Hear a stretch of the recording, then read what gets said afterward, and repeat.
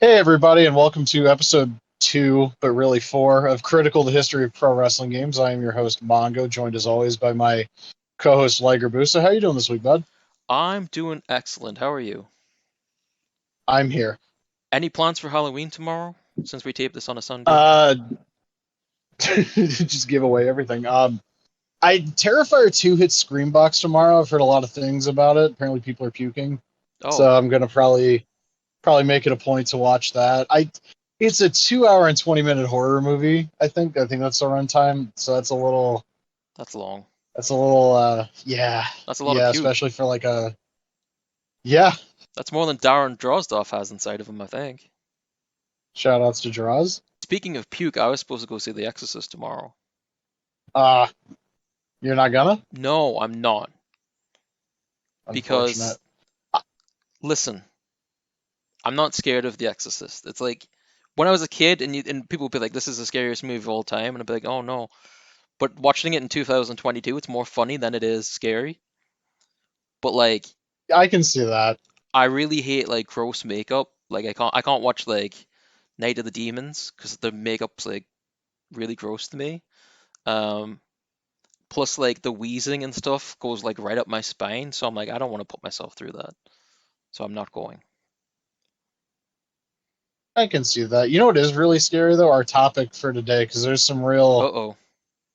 there's some real humdingers in this one. We're going to be covering about 15 years worth of games because we're talking about the history of the WWF in video game form. I guess this is going to be multiple parts because we're only covering the games that have WWF on the cover, and there's some really horrifying games in this list.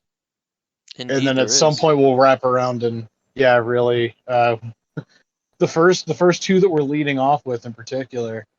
We'll loop back around to the games with the WWE name at some point. And I was actually going to ask off air if you wanted to split the WWE part into two distinct chunks because THQ and 2K are fundamentally different. They're the same lineage, but fuck me, they're different series.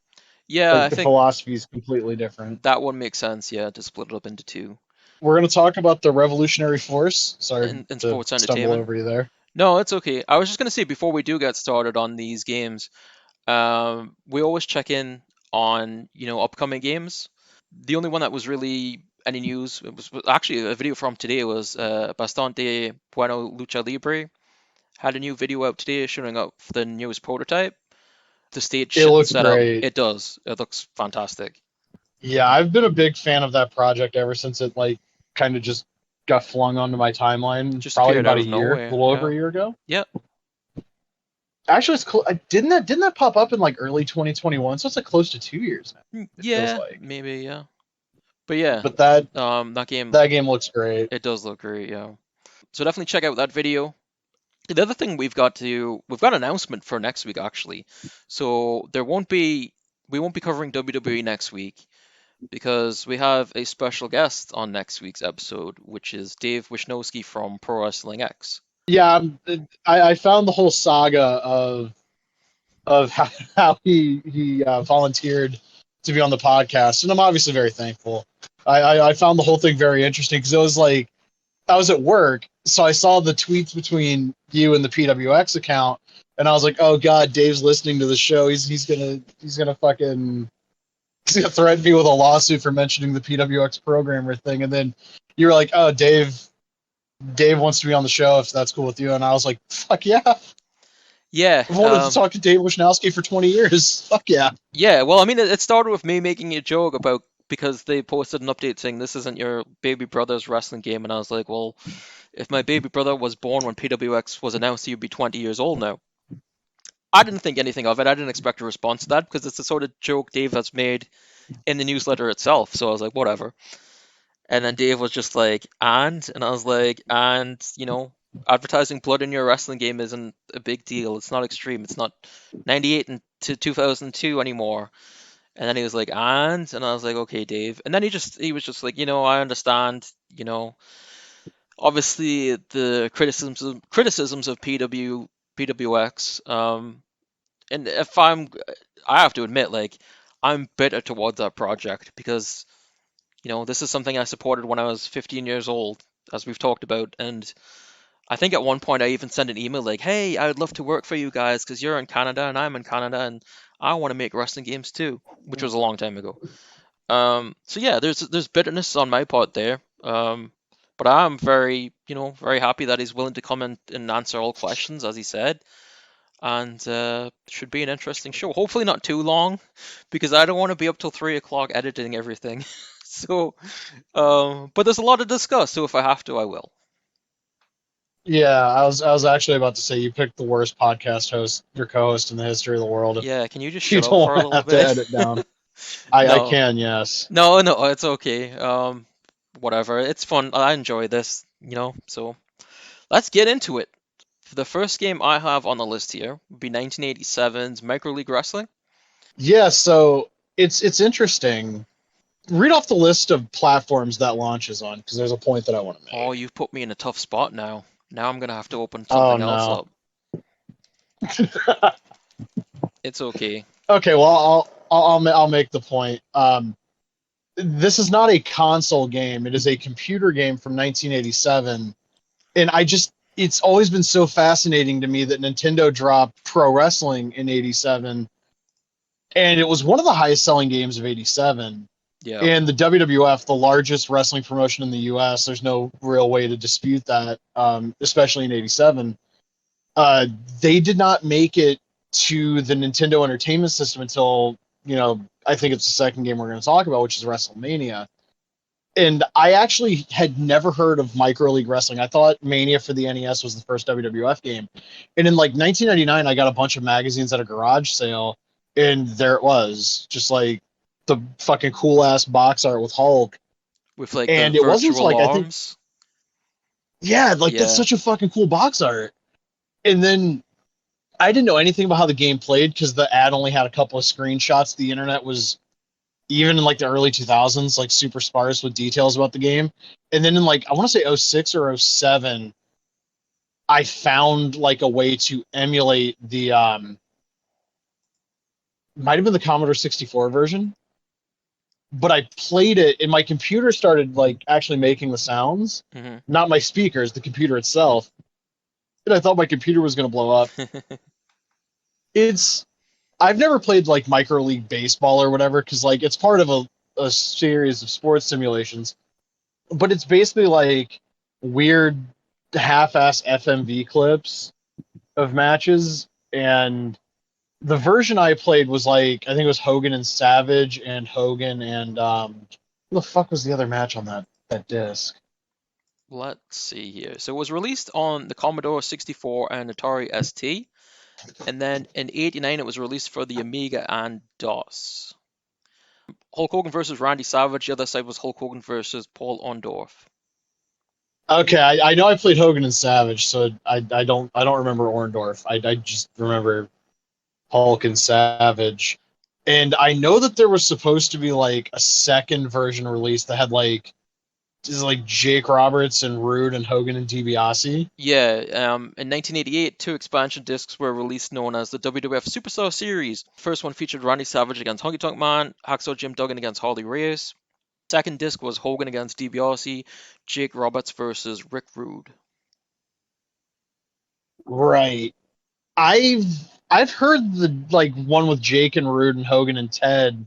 With the reason I mentioned that one specifically, I've always heard that one didn't actually get released, which is weird because Hogan and Ted's on like the Amiga version. Because I remember seeing screenshots of that. It says here the Amiga and DOS versions released in 1989 feature Hogan versus Savage from a later match. In Hogan versus DiBiase, there were no expansions released for this version, as the WWF ceased production of the game to focus on console games. But it does say that the expansion discs were released originally in 1998. 1988, excuse me, Christ. Imagine them releasing in '98. That would have been awesome. There'd probably be some legal loopholes to jump through, but it's not even much of a video game. You pick a move and then it like either happens or it doesn't. I've never figured out how the gameplay works, but I played it for a couple hours that day. It was the day I played it. It was, yeah, not a lot you really can say. There's no like depth or complexity or like really anything beyond the fucking surface level. No, I did try to get it to run myself like years ago, and I couldn't. It wouldn't work properly for me, and then I just had no desire to ever revisit it. I kind of knew what it was, so Yeah, if you find a YouTube video of it, it's basically the same thing as playing the game. yeah. So you were right in that the next game on the list is WrestleMania on the NES, and that was developed by Rare. This was not a good game. Like, there's not much It's you. way more interesting to talk about the music. Yeah, the music's great. But as far as gameplay goes, I mean, it's pretty much kick and punch. But like, I have a lot of nostalgia for this game because it's some of like my earliest gaming memories. I remember seeing it in like magazines from that time with like there was kids holding controllers and in the background would be like Hogan and Andre the Giant. And as you said, when you turn on the game, the first thing you hear is like a cover of like the second Coliseum video theme song, and then they've got all Yep. the rest of theme songs, and Ted DiBiase has Girls and Cars. Some guy on Twitter said it's not, but no, he's wrong. It definitely is, or Facebook or YouTube. Sorry, it's definitely Girls and It's Cars. one of them. Yes, it was no like so And we were talking about it last week, and then I log into YouTube, and I don't get notifications. Like I have them turned off, but I checked them randomly, and this guy was like, "If you played the game, you would know it's not them." And I was like, "What do you mean? I'm not saying it's Strikeforce that's in the game. I'm saying Ted DiBiase has Girls and Cars, which he absolutely yeah, does. Andre the Giant's got fucking stand back. He does. That's great. You've got Isn't like it because he's isn't stand back on Pile Driver like an Andre music it video? is, yeah, but There you like go. it's really I Vince was I singing was always about wondering if that himself. was the yeah, Yeah, because he's pretty like, much. I'm I'm a man running wild, headed for the top. stand back.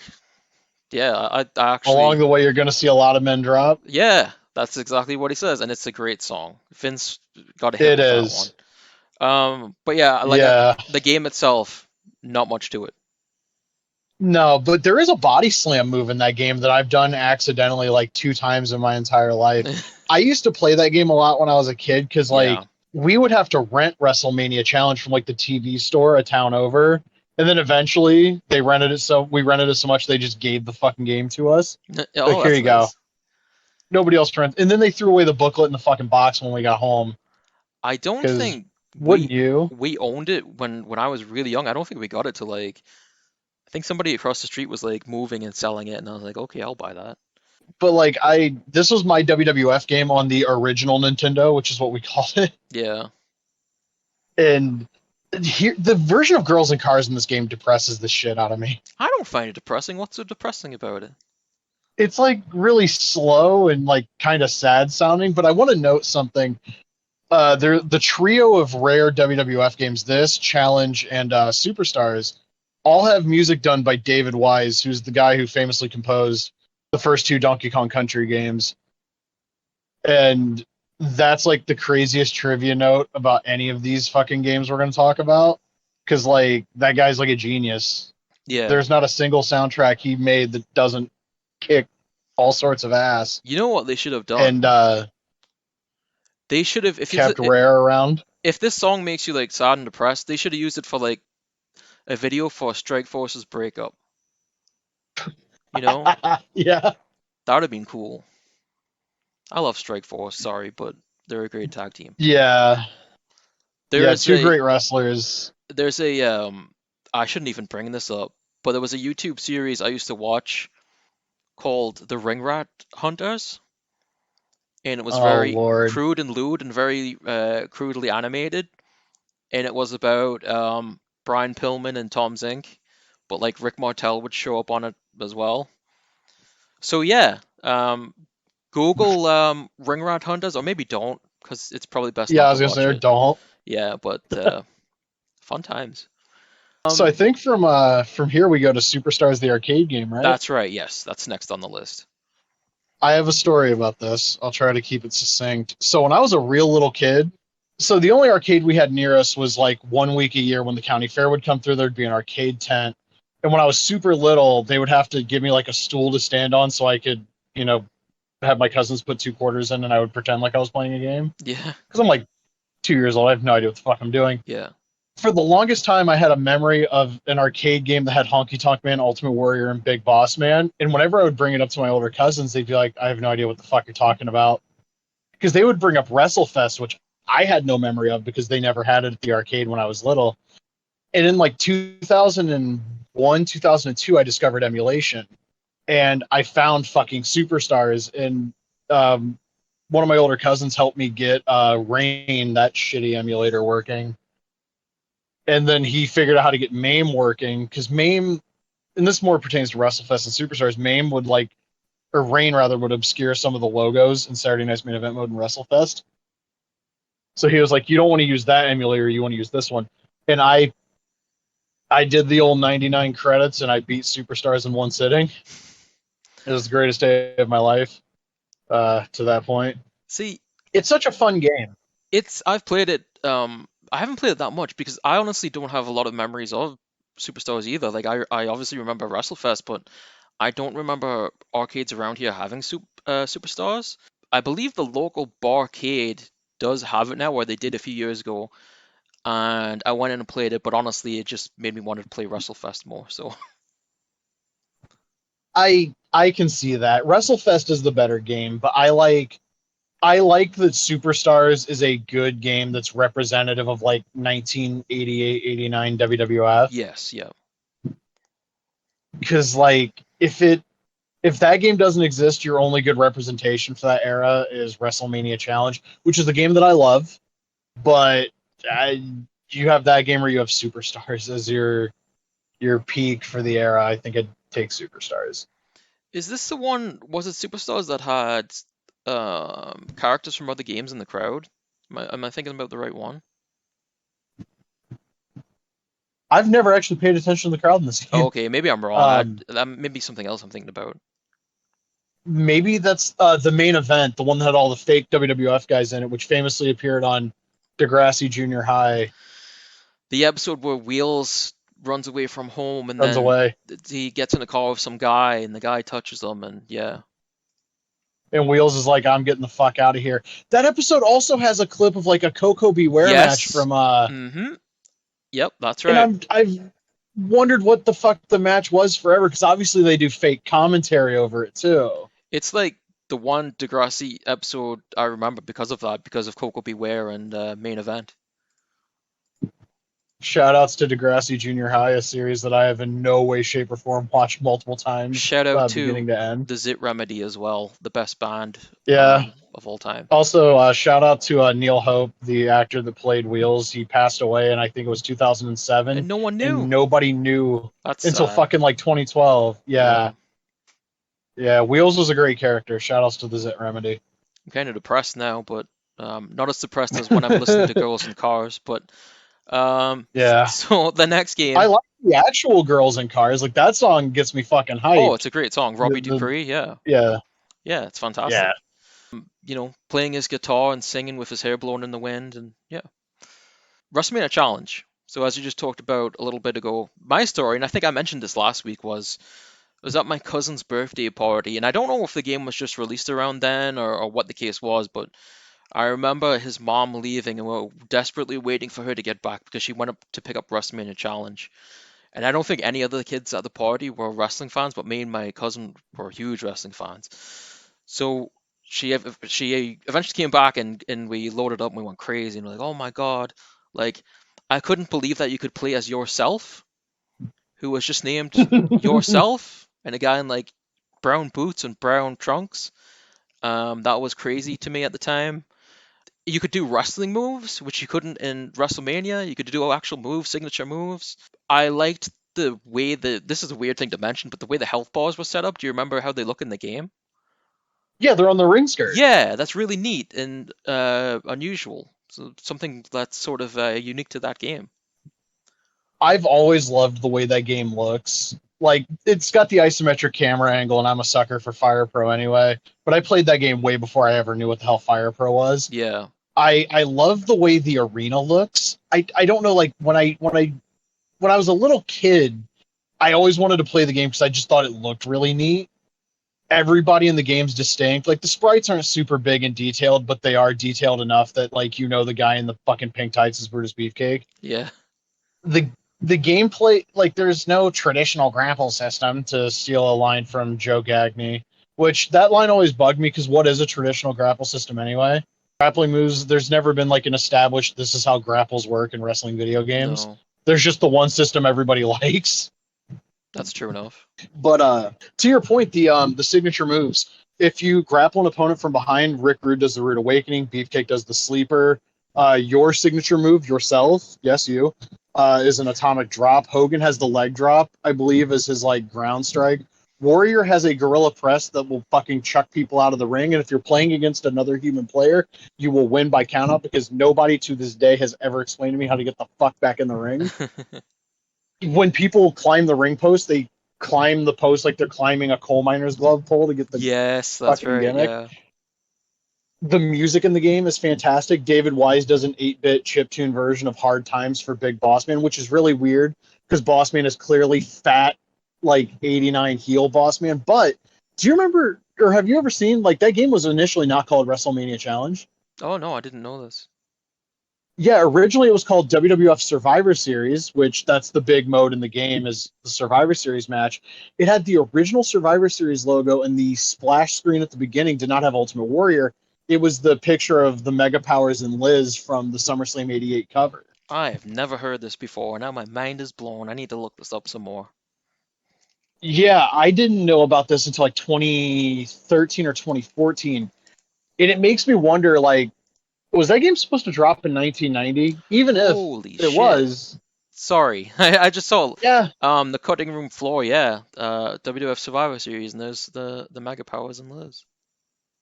we eventually did get a game called Survivor Series, which we'll talk about when we talk about the history of WWE games. But this is the best WWF game on the NES. Not that that's like a fucking high bar to clear, but it is a fun little game. If you're not like if you just want a game that has a bunch of really cool WWF characters, and you for some reason just want to play an NES wrestling game that isn't one of the good ones, like really good ones, this will do you just fine. I like it. Where is this? I want Nobody to. has girls in cars though. Oh no, nobody can beat that. Where is this picture coming from of Survivor Series? Do you think there's like actual footage of when it was called that? You know what? I don't know. I know the splash screen image and the one image of gameplay were allegedly from a magazine, Okay, but that's that's before super my time. interesting.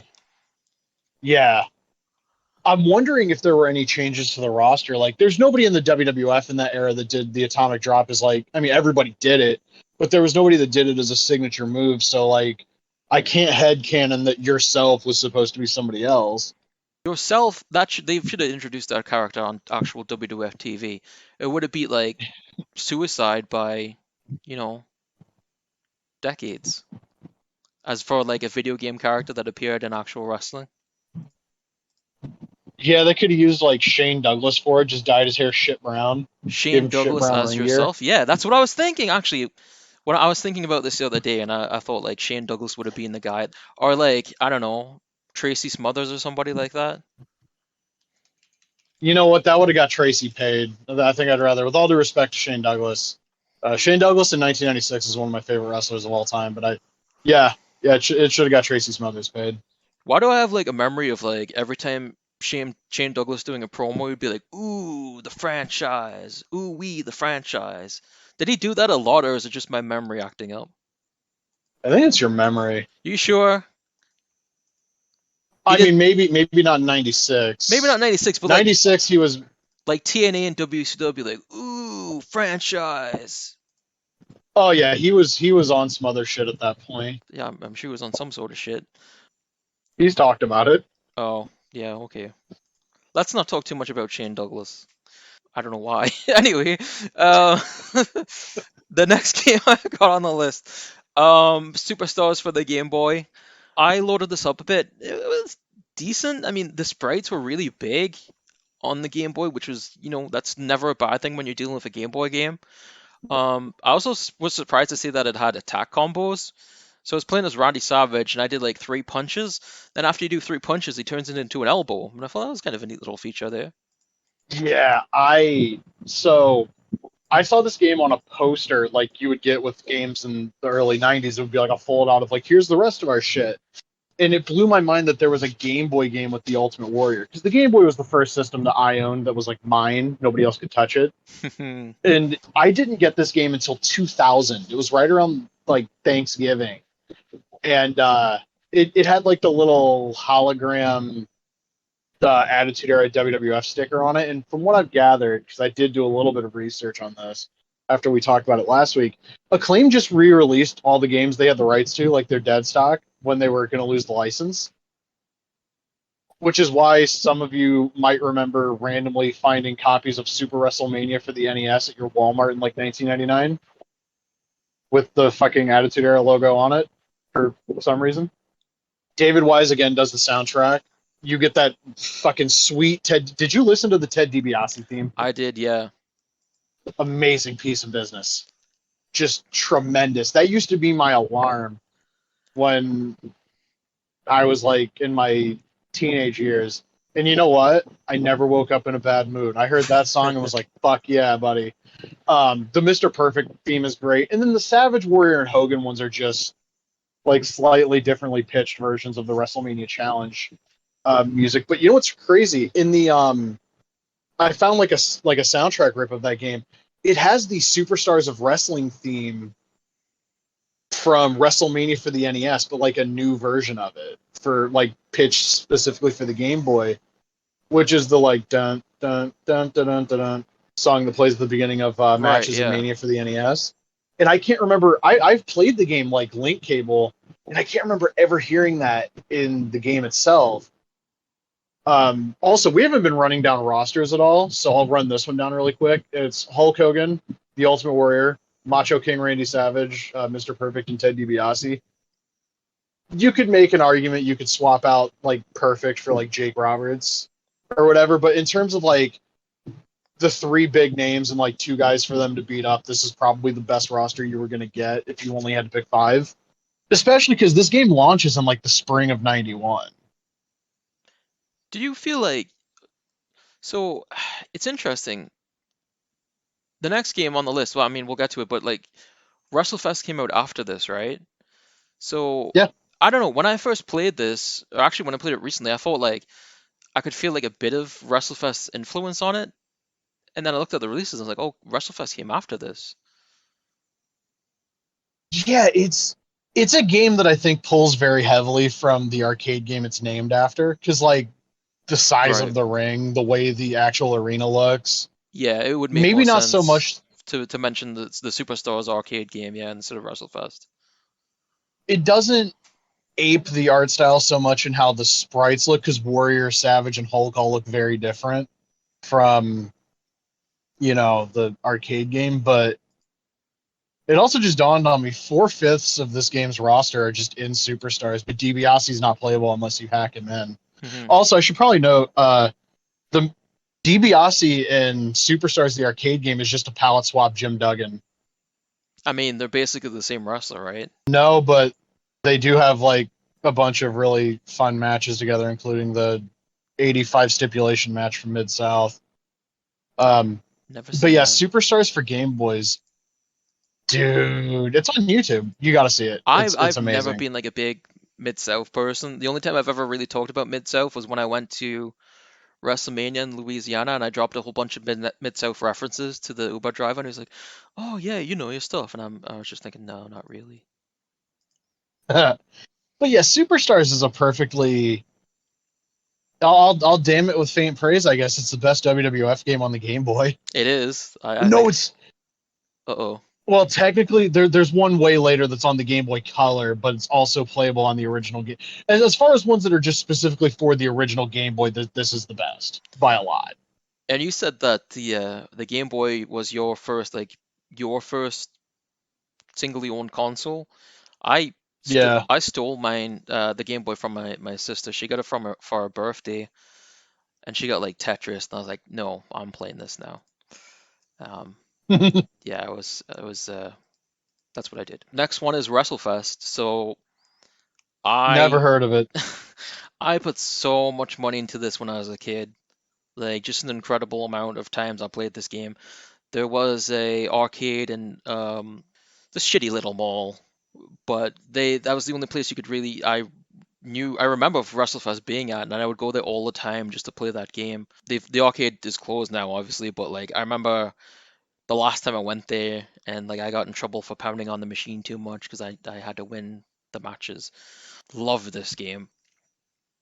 And around this time, there's something to be said about WWF marketing too, I feel, because like around this time, everything was like these big cartoony characters on like a blue background. Like you buy the Hasbros, you had the blue series. You got like the blankets and sheets when you were a kid. They were blue with cartoon wrestlers on the front, and now it's kind of WrestleFest had the same sort of style to it. Big cartoon sprites, and the menus have like blue backgrounds. I don't know. Just when I think of WWF at this time, I think of like blue backgrounds and cartoon wrestlers.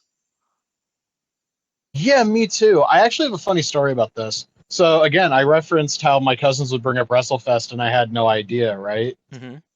I want to say this would have been around 2000. There's a village a little bit south of where I live, and I'm not gonna have people who don't like me hear this and dox me, so I'm not gonna say where. Value But Village. like literally 200 people live there, right? So it's not like the last place in the world you'd expect for something like this to be. I was staying at my friend's house, and he's like, "Oh, we're gonna go to the pizza place, and they've got this arcade game that's got Sergeant Slaughter and Mr. Perfect and Demolition." And I was like, "You're full of crap.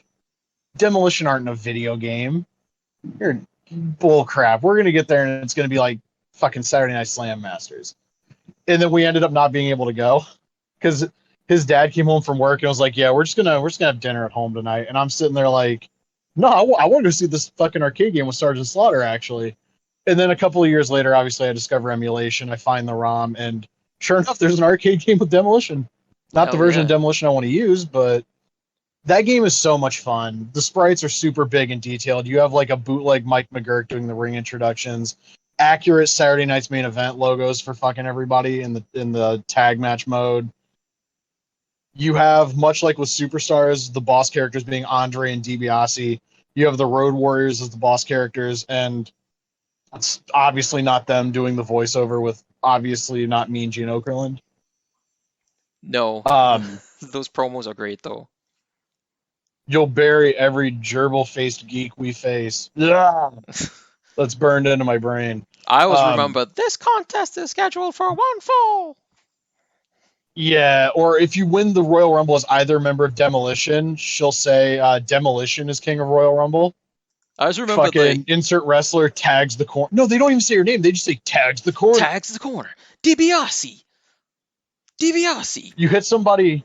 You hit somebody with like the box outside the ring. Oh no! Ultimate Warrior. It's Warrior Splash. it's it's such a great game.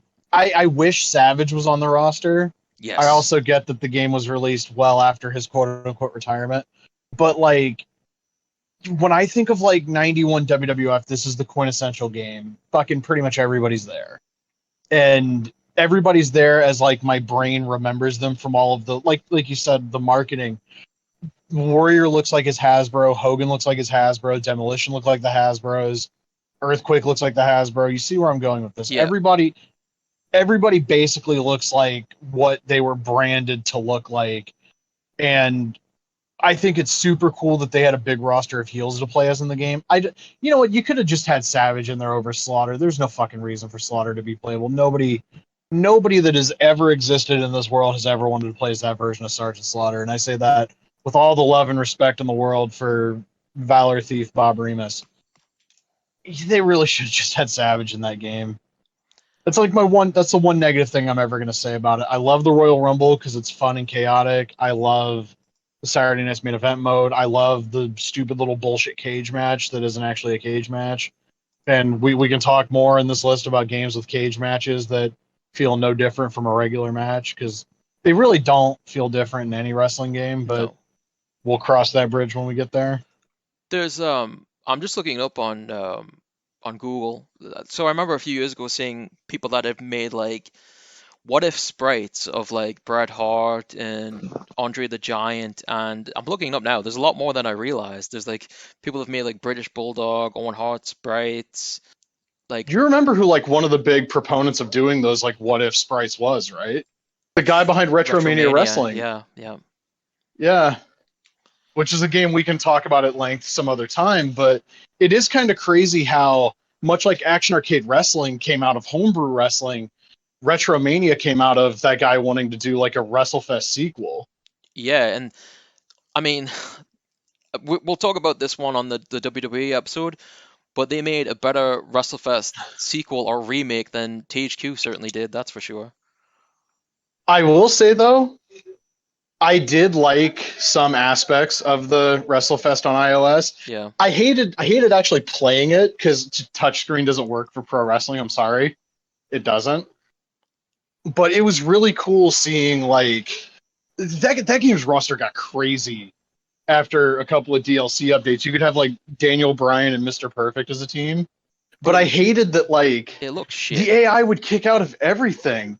Yeah, it looked like an early 2010s phone game. I mean, if you're gonna do a remake of WrestleFest or a WrestleFest inspired game, I want it to look like WrestleFest, and it looked like shit. An early 2010s phone game. Yeah, it didn't look good at all. I mean, like I remember like taking like a side by side of Big Boss Man and being like, look at how much better these original sprites look from WrestleFest than they do in this remake.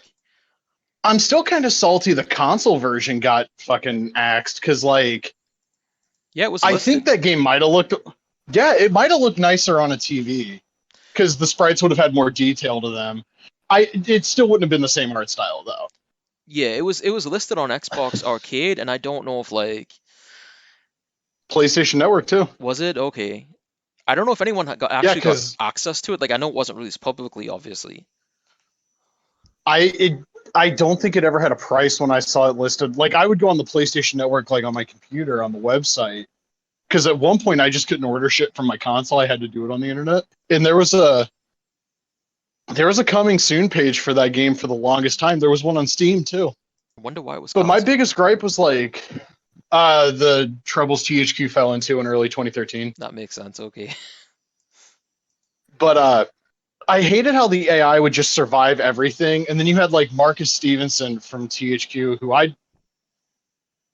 if I talk shit, it's gonna probably find its way to them, so I won't say a whole lot.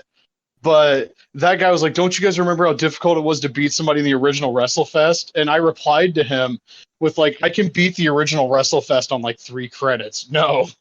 Yeah, but also like arcade games were difficult because they wanted you to spend more money. Yeah. They want you to. Yeah, that doesn't really translate to fucking mobile games. No, it doesn't. You can't put a quarter in your mobile game. They might have pop-ups asking you for more money, but I'll try to shove a quarter into my cell phone. Oh, I wouldn't suggest it. You might need to get it repaired. I don't have an opening on my cell phone that a quarter would fit into anyway. It's not going to work. Should we talk about WrestleMania? The other WrestleMania? Oh, the Amiga game. Yes, so if you've never heard of this game, you're probably not alone. There's a game that was released on the Amiga, C64, and probably some other like weird European computers. Artistically, the Amiga version looks exactly like Superstars the arcade game. Unfortunately, it does not play like Superstars the arcade game. You walk up to an opponent, you grapple, and you wiggle the D-pad or the stick or whatever you're using back and forth, and you do a move. Very basic gameplay.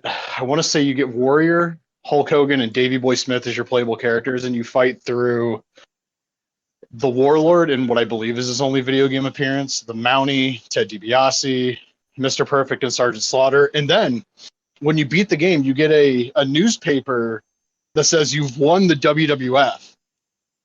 So this was a gauntlet for control. It's not for the championship. Just the WWF. Sergeant Slaughter has fucking taken over Titan Towers, and it is your job to fucking take it back. That's not the actual plot of the game. It's just what I've created in my brain. It's the prequel to Betrayal. You have to defeat the Triangle of Terror. Oh god, it's still crazy to me. People were like really happy to get like the Colonel Mustafa action figure. Like, I'll take another like regular Iron Sheik figure. I don't need this fucking version of him. I saw that today actually. I was like, no. And then like, I get being respectful to like in regards to like sensitive imagery, but I'm not buying that or the Iraqi sympathizer slaughter if they don't have like the flag. That's just They're just in like fucking shitty brown uniforms at that point. I don't care. I'm trying to remember. Oh, But maybe we should wait to talk about this. But Legends of Wrestling was. yeah, dude, that's a whole episode by itself because But I'm I trying. you want to talk about a podcast you'll be up late editing? Let me talk about those games. Did Slaughter have like what was his entrance in that? Did he have like the Iraqi gear and like the U.S. flag? I'm trying to remember. Slaughter wasn't in those games, was Was he he? not? No, I don't think. Am I talking about? I mean Legends of WrestleMania. I did not Legends of Wrestling. Oh, yeah, okay. I can't do a 3 hour podcast about Legends of Mania. No, there's not much to Um, talk about. Oh no, he did. I guess he did have. Oh no, that's WrestleMania 14 or WWE 14, 2K14. He had an Iraqi flag. I think he does for Mania 7 and Legends of Mania, but I wouldn't swear. It's been like 12 years since I played that game. Yeah, and it's I not can't worth doing swear to a again. lot of things about. Yeah. Oh, he doesn't even have any flag when he comes out in Legends of WrestleMania. Yeah, and he doesn't have General Adnan either, so who gives a shit? Who has never appeared in a wrestling game No, he has because not. God forbid the AWA get a video game. He definitely wasn't in Superstars 2, which is a shitty game for the Game Boy. So I think we can actually lump this one together with Steel Cage Challenge because Actually, they were kind of marketed together. I think the one I forgot was Super WrestleMania came out first, right? The Super NES version, they kind of all come out around the same time. The Genesis version of Super WrestleMania comes later.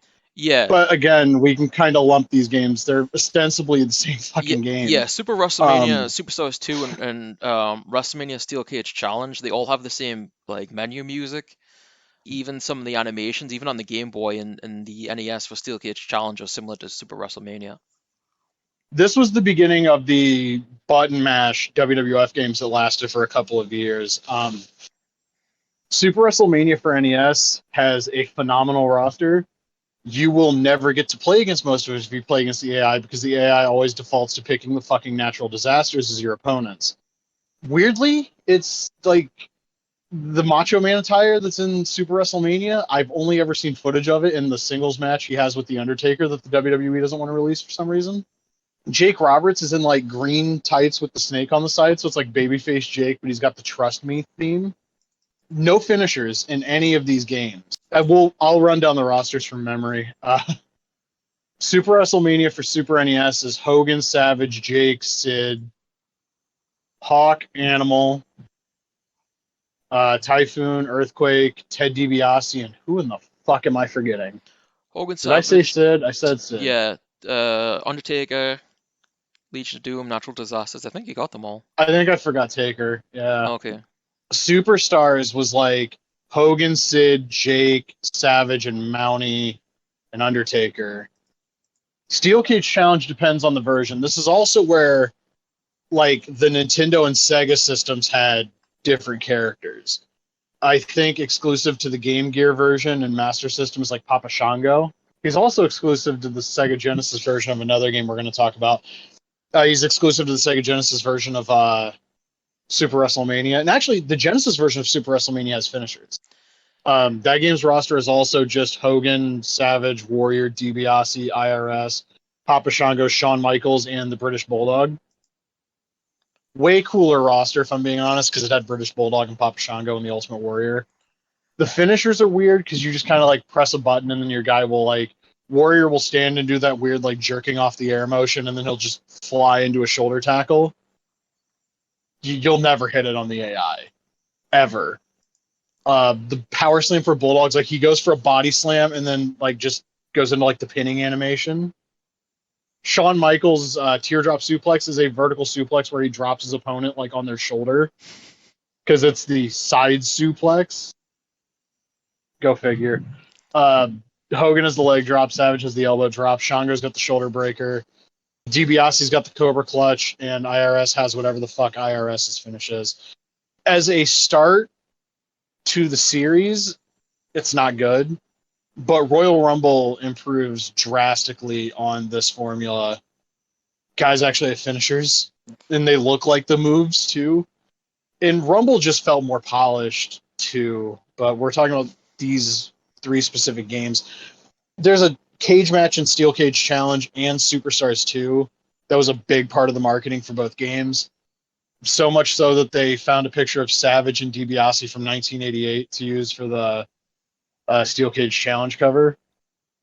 It's very basic. You knock your opponent down and you walk over and press a button to climb the cage. If your opponent stands up, you magically float down because nobody in wrestling has ever climbed out of a cage while their opponent was getting up, clearly.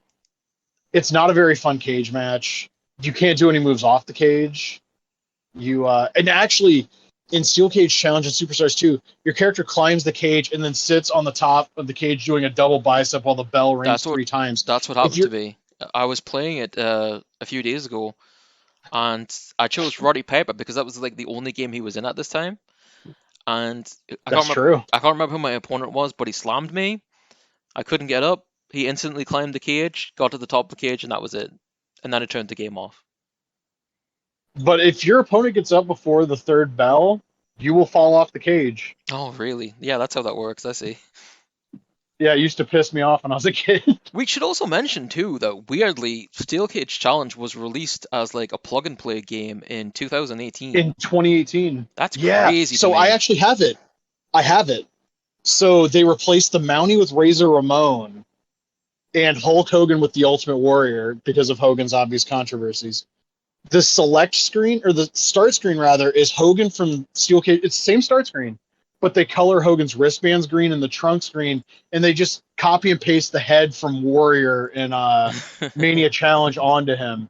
of I'm not like making this up. of like all the games that could have been released from that era, Steel Cage Challenge is the one.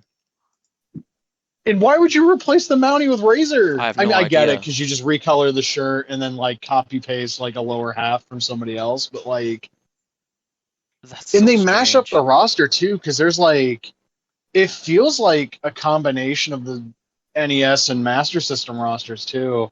Such a weird fucking. Yeah, I got it for Christmas and I was just kind of like, oh, cool, I have this. I'm gonna play it one time and then never again.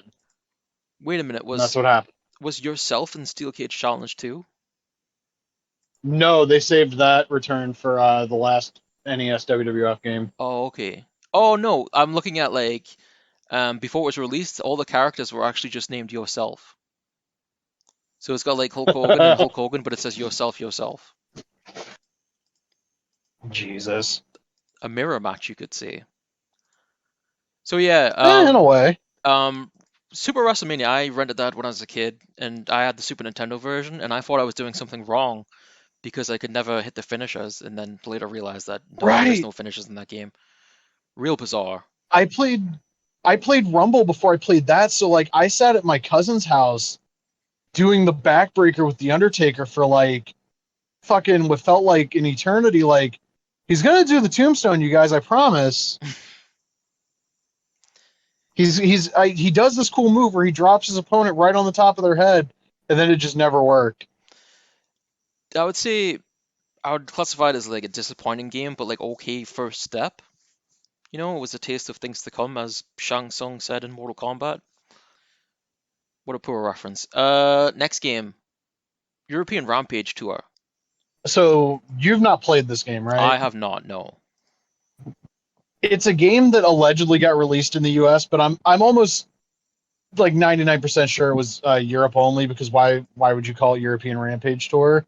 Like calling it World Tour would make more sense because the final match takes place at MSG. There's not a lot to the gameplay. I actually emulated this game in like '02, and we couldn't use the computer or my gamepad. We had to go to Walmart and buy a fucking flight stick so I could play this shit.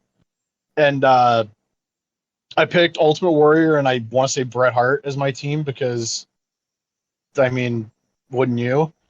And I could not figure out how to fucking play the game at all. Like, it does this weird shit where, like, when you turn around, your character will physically turn. It's like a long animation, which I'm sure the people that love the simulation style games now would fucking piss themselves over because when you turn around in real life, it should take a long time or some stupid shit.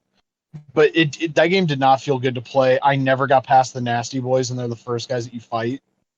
I do know that the Road Warriors are the last guys that you fight. I'm looking at it and I don't know if I like the graphics or not. It Oh, they're looks horrible. kind of strange. It looks like absolute doo doo. Is it the Commodore 64 version? Yeah, that does not look good at all. That came out later, I believe, or maybe it came out around the same time.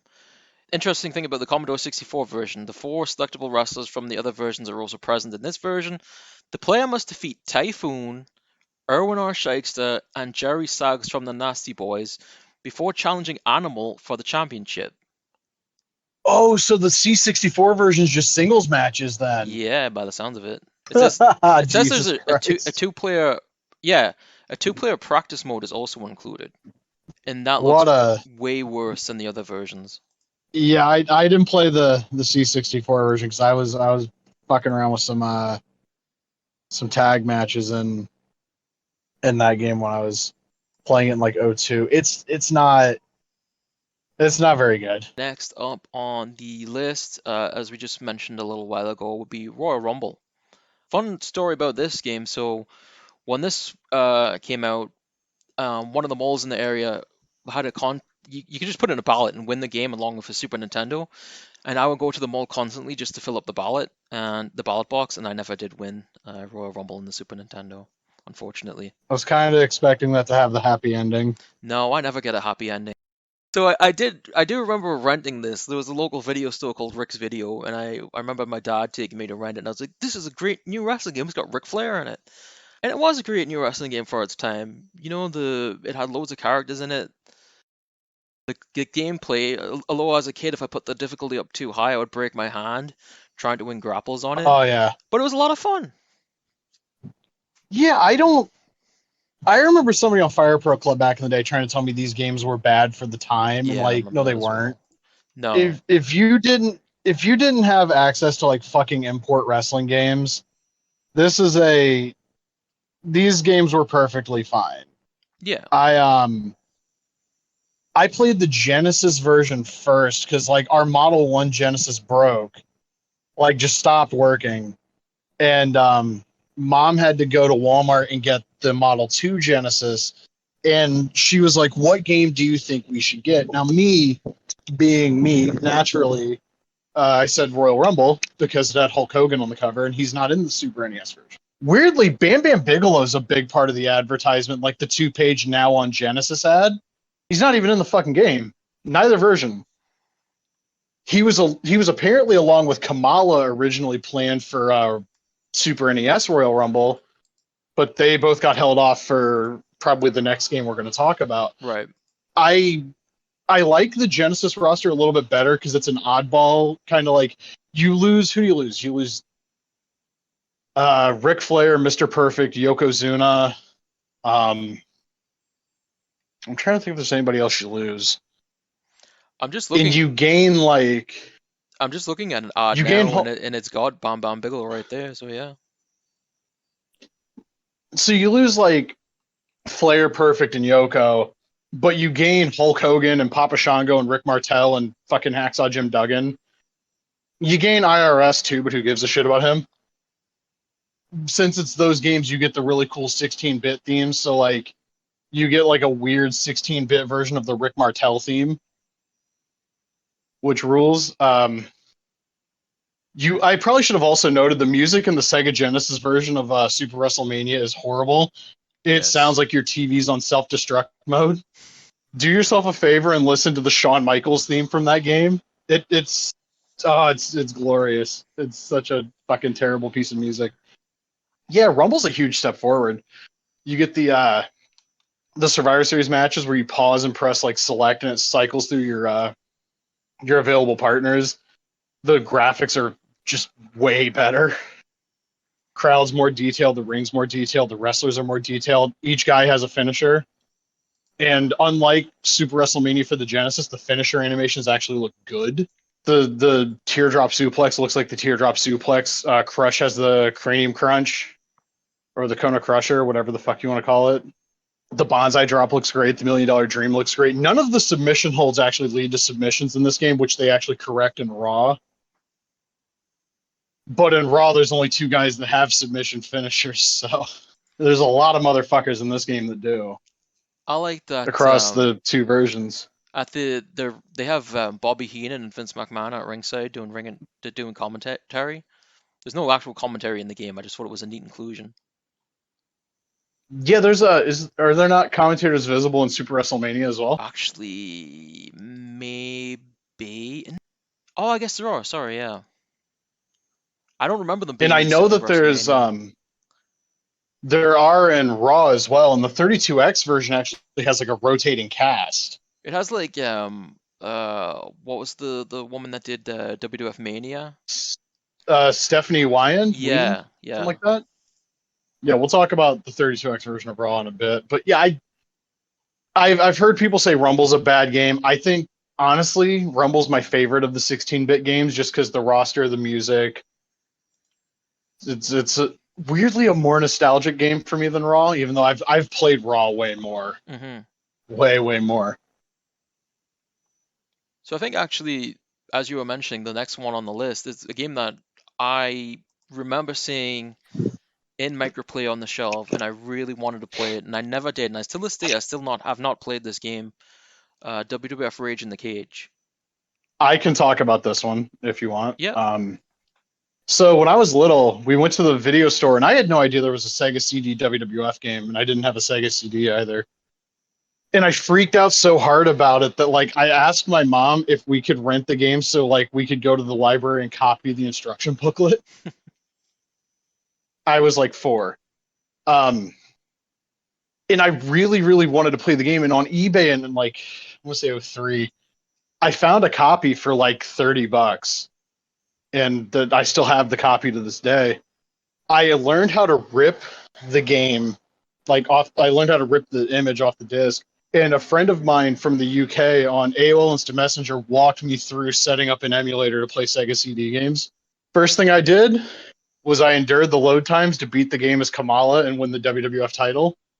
And sadly, because that's like 5 computers ago, I no longer have the screenshot of Howard Finkel holding the belt up for Kamala.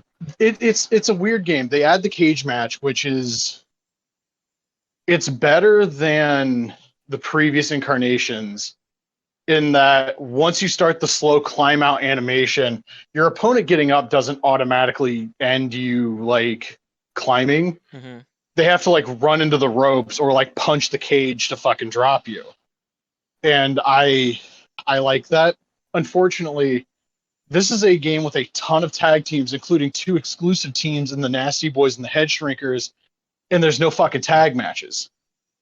That's So kind of bizarre because I mean unless you're like the that was in Royal Rumble and uh, Super WrestleMania, but maybe they I guess sacrificed. you got to make room for those fucking FMV videos that I'm sure people watched Oh one time, yeah, saw the quality they were in, and were just like, "Oh, fuck this." They weren't even full screen. They're just like shitty, like monochromatic videos. It sucks so bad. I like that we have like a 16-bit version of Kamala's theme song and like Serving Hard Times because Boss Man's in that game too. yeah, And also we get like the cool 1992, early 93 Bam Bam Bigelow gear in that game. yeah, like the King of But the it's Ring. not, yeah, exactly. The Then Now Forever Mattel Elite for anybody listening to this who collects action figures. But like beyond that, it's it's a game that exists. It's probably objectively the worst of the games from this era, except maybe Super WrestleMania. But I feel like Super WrestleMania having tag matches gives it like a greater variety of match types because everything in Rage in the Cage is just singles matches. I think like one of the reasons that I really wanted to play this as a kid is because if you look at the cover of the game, it's got like everybody on the front cover, but it's just like a whole bunch of faces, and you think that like maybe the end roster is gonna have like 60 people on it or something. It's just like I need to Yeah, play this. that cover like grabbed me immediately when I was a Yeah, kid because it's like, look at how many people there are. There's more people on this cover than are in any other game that I've seen. yeah, And that actually stays the largest WWF game roster until Attitude, I think. yeah. It's a really cool Actually, cover on it. Warzone might take it because I think Warzone, if you add up all the bullshit secret characters, gets to like 21 or 22. Hmm. But it's still insane to think like 20 was the like you look at how big the 2K22 roster is, even factoring in the duplicates of people. There's like 200 characters in that game, Yeah. and there was a point where like 20 characters is like, wow, look at this roster. It was insane. Yeah, Do we have to talk about the next game? is it Raw? No, it's King of the Hill. Oh, King of the Hill. King of the Ring, I tell sorry. you what. Dang it, Bobby. So, boy ain't right. I'll tell you what. It's 1:37. It's 1:37 in the afternoon. Already the boy ain't right. I've been watching a lot of King of the Hill recently, so I think that's where that came from. I've been watching it a lot because FXX has it on sometimes from like 1 to 3, so I get to watch like a couple episodes before I have to get ready for work. It's on Disney Plus now. King of the Rings, is it? Yeah, at least in Canada. I don't know about US. Oh, I gotta look into that. Yeah, That and dinosaurs would be my big reason to get Disney Plus back. dinosaurs. But it's a great show. It's wonderful. We're stalling. We gotta talk about King of the Ring. It was It's not a terrible. good game. Yeah, it is the return of yourself, but you've undergone a gimmick change and you're now you. You Who? can only give the character a 3-letter name, so unless your character's name is Sid, you're kind of screwed. Or Arn. It could be Arn. Scissors not included. I have one note from this game, and that's that Razor Ramon's profile picture looks like Brock Sampson. Isn't he like the fastest character in the game too? Probably. Every character in the game has stats. And I remember like Razor being faster than Bret Hart and Shawn Michaels and just thinking that was really dumb. The game sucks. It's like I can't. Yeah, it's. I said this last week, but this is a game that like broke my spirit as a kid, thinking everything wrestling was great, because I rented this game and I was like, "What is this?" Like, just looking at the screenshots now, it's like a blue nightmare. The crowd's blue. I talk about everything WWF was, you know, the advertising was like all blue, but not like this. It looks like shit. Um, it was the worst looking WWF game on the NES, which seemed crazy because considering all the games that came before it. It's just a mess. I would say Steel Cage Challenge looks worse because the sprites are so small and devoid of any detail. I guess, but like the King of the Ring looks like a really crude like Newgrounds animation from like the early days that someone would put up. Yeah, it kind of rules, honestly, when you put it that way. No, I didn't mean it as a good thing. I mean, I hate it. It does. It's a very bad looking game, but I think Steel Cage Challenge looks worse. Yeah, you might be right. I think it plays worse than Steel Cage Challenge, which takes a considerable amount of effort. Yeah. How can we be shittier than the last game? That was their goal. I don't understand the logic of dropping a WWF game on the NES in 1993. The popularity of the WWF is declining at a fairly rapid rate as they're not booking like big TV venues for Raw every week at the beginning. They're running the Manhattan Center and like the Mid-Hudson fucking Civic Center. And like high schools. And granted, the syndicated shows, the high schools came later. The syndicated shows were still in like the like bigger arenas because I guess it makes more sense. Syndication, you're going to reach all of the like network broadcast affiliate channels. And it was the 90s. Not everybody had cable, I suppose. But like when the sales of the action figures are in like a downturn from everything we've been led to believe 93 and 94 were terrible, and that's why Hasbro said no to renewing the license. I don't understand dropping a game on the NES, even if it does have a big install base. Like, people are migrating to the Genesis and the Super NES. Yeah. Why are you wasting? Like, I could understand doing the Game Boy version. That makes sense to me. The NES version, whatever, gives a shit. The Game Boy version is also pretty much exactly the same as the NES version. I think it just has like 2 less wrestlers, and I don't even remember off the top of my head who's missing. Yeah. Next up, WWF Raw. So there are some version-specific quirks. The Game Gear version, famously, I think we talked about last week, has Macho Man Randy Savage and Crush, marking the only appearance of what I've known for my whole life to be Evil Crush is now being referred to as Tribal Crush. I've not never to be heard this. confused with the Tribal Chief. Yeah, I saw somebody use that name for that version of Crush recently, and I guess that's the new version. It's not Evil Crush anymore. The Tribal Game Gear Crush. version looks nice for a Game Gear game, I guess. I'd No, like it a little bit better if the sprites were bigger. I can't. I'm Horrible sorry, game to but play though. I can't see anything positive about the game. Did you see the Game Boy or Game Gear? Game Gear. Okay, yeah, I can't see anything. But that ruined my birthday, so I refuse to say anything good about that game. The Game Gear version's the only one of the 16-bit games to have Yokozuna in the red tights with the black like Mawashi. No comment. All the other games were black and red. That's 92 Yokozuna. That's not accurate to the time I'm not period. gonna say anything good about it. I refuse. He even did a little dance on the Game Gear version before he does the bonsai You can't drop. even see the No, bloody the thing. Game You don't know Gear, what he's doing. He could be I glitching I out for can all see we enough know. to know. No, I can see enough to know what Yoko's doing. He's also like the biggest sprite in the game. Yeah. Why did they put so much effort into the Game Gear version in terms of like Randy Savage's attire is like super detailed given like the pixel count of the screen. Why did And like then you not the Game Gear, but like why did the 32X version have like purple turnbuckles and a ring apron? I don't know, but I've always liked the 32X version ever since the first time I played it because like outdated Undertaker picture on the select screen. Luger has the like the 94 theme instead of Stars and Stripes Forever. You have like the silver ring posts. Taker has purple gloves, which he doesn't have in the Genesis version.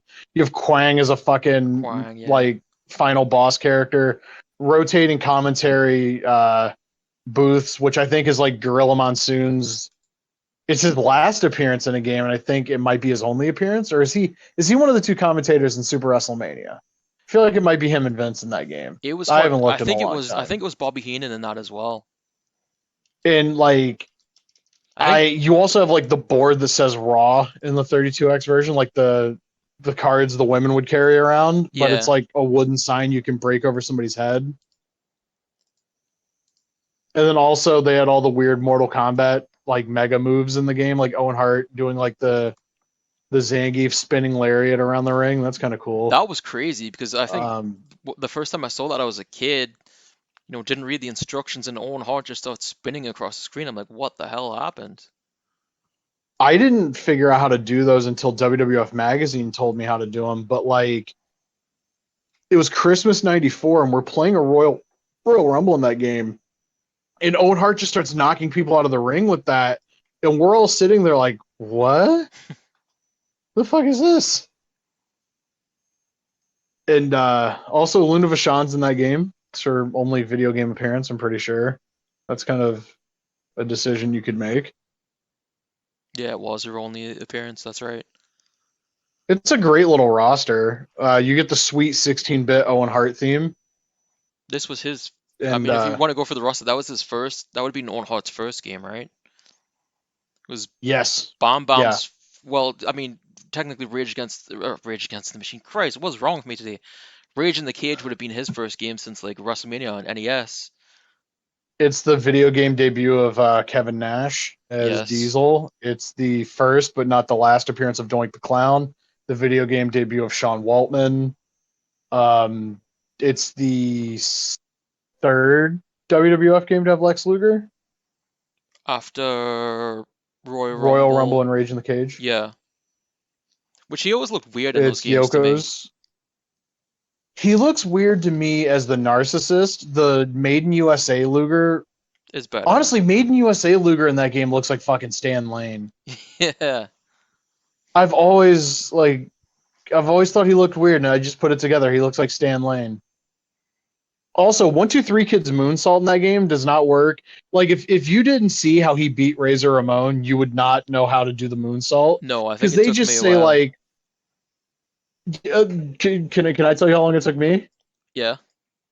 2009 was the first time I did the fucking moonsault in that game with the 1-2-3 Kid. 15 years after release, because I was like, okay, I'm gonna figure it out today, and I sat down and took like an hour.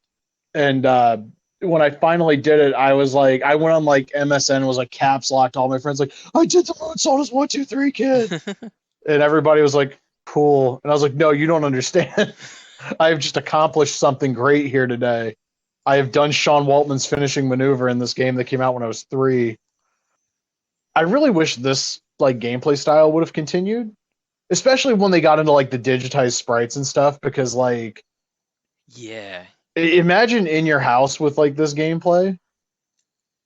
Yeah, it would have been neat like to see them go more into the new generation with this style of game. I mean, I'll say that I definitely preferred it over like we'll get to it next, but WrestleMania the arcade game, which wasn't a bad game, but I definitely preferred this style of gameplay over that. I do too, but I will say this in defense of Mania the arcade game. I think that game fits the like super over the top cartoony like kid friendly WWF that it's based on like late 93 early 94. Hmm. Game comes out in August 95, but we'll just ignore that fact. I I remember we got the Genesis version for Christmas in 95, and it was because like all of us kids who wanted it rented the Super NES version and realized it's missing 2 characters, which is the two literal two biggest, Bam Bam Bigelow and Yokozuna. They're just gone from the Super NES version, and yeah, we weren't gonna get the game. Like it looks better on Super NES, but it plays worse, like so much worse. Genesis version looks worse, but like plays really well, That was my and also has disappointment. Yoko and Bammer. I got the Super Nintendo version when I was a kid, and then I was like, why isn't Ugh. Bam Bam and Yokozuna in this?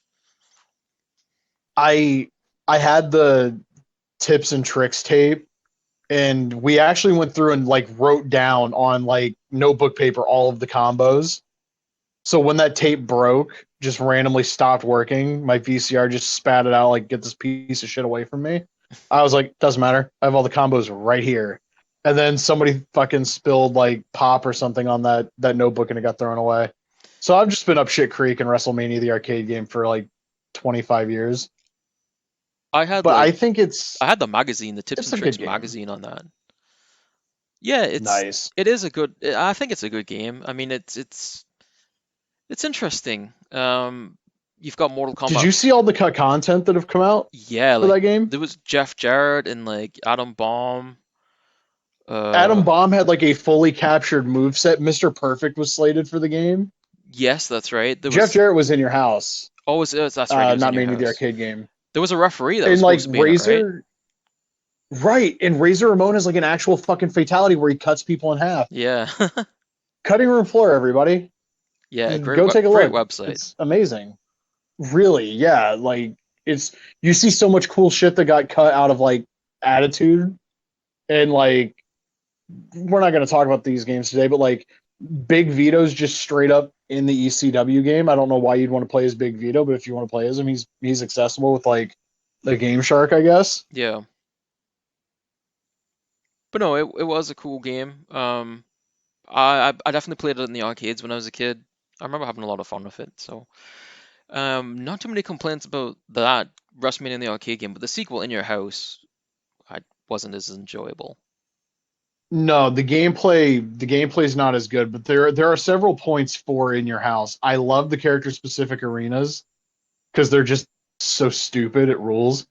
Shawn Michaels has a nightclub, the Heartbreak Hotel. Goldust's is like a movie theater lobby. Fucking Triple H's ring is in a country club. The Undertaker's is in like a mortuary. Ahmed Johnson's is in a locker room for some reason. Because he worked Owen out a Hart's lot. is in a literal fucking like house of cards. Like Yeah, they did so much. And also the game's got Vader and the Ultimate Warrior. and it's also So got the first like real use of like All Together Now from the album to right, become because the it's Raw the opening theme. video. Yeah. Yeah, I remember playing that game again like years later and being like, huh. So they didn't make that song specifically for Monday Night Raw. No. I this is one of those games where I rented a console, so I would rent a PlayStation and play it in your house for like a couple of days, took it back. I thought it was definitely one of the more disappointing like PlayStation rentals I made during that time. I believe I also did that for Warzone because I didn't get Yeah, Warzone Warzone's a better game. until later. So here's the thing about Warzone. So I think there's a lot of people, including myself, that as a kid like really loved Warzone, And obviously now you look at like what you had to do to pull off the most simple moves, and it doesn't hold up. I But actually have a lot I can say about the Acclaim games. I'm going to come off as an apologist, and I swear I'm not. okay, that's Um, that's fine. since we're already deep into the Warzone stuff, one thing that I think a lot of the post-release discourse has like overlooked is Warzone comes out in '98. They had like a 2-year dev window. They also had to like halt development briefly because of the Montreal Screwjob. They talked in the strategy guide the developers did about like having to fight to keep like Bulldog and Brett in the game specifically because the game would have been delayed if they had to get removed because they were it's a small roster anyway. There's the FMVs with both guys. They're two of the biggest names in the game. You can see why that's an issue. There wasn't an established like this is how 3D wrestling games work, especially in the US, because we hadn't gotten, at that point the three Tokon Retsuden games. We had just gotten, World Tour, Power Move, and Nitro and Versus the World, all of which play very differently from one another. There was no like established this is how 3D wrestling games work. So Acclaim just did like look at their previous two releases. They were essentially fighting games Hmm. with fighting game commands to do moves.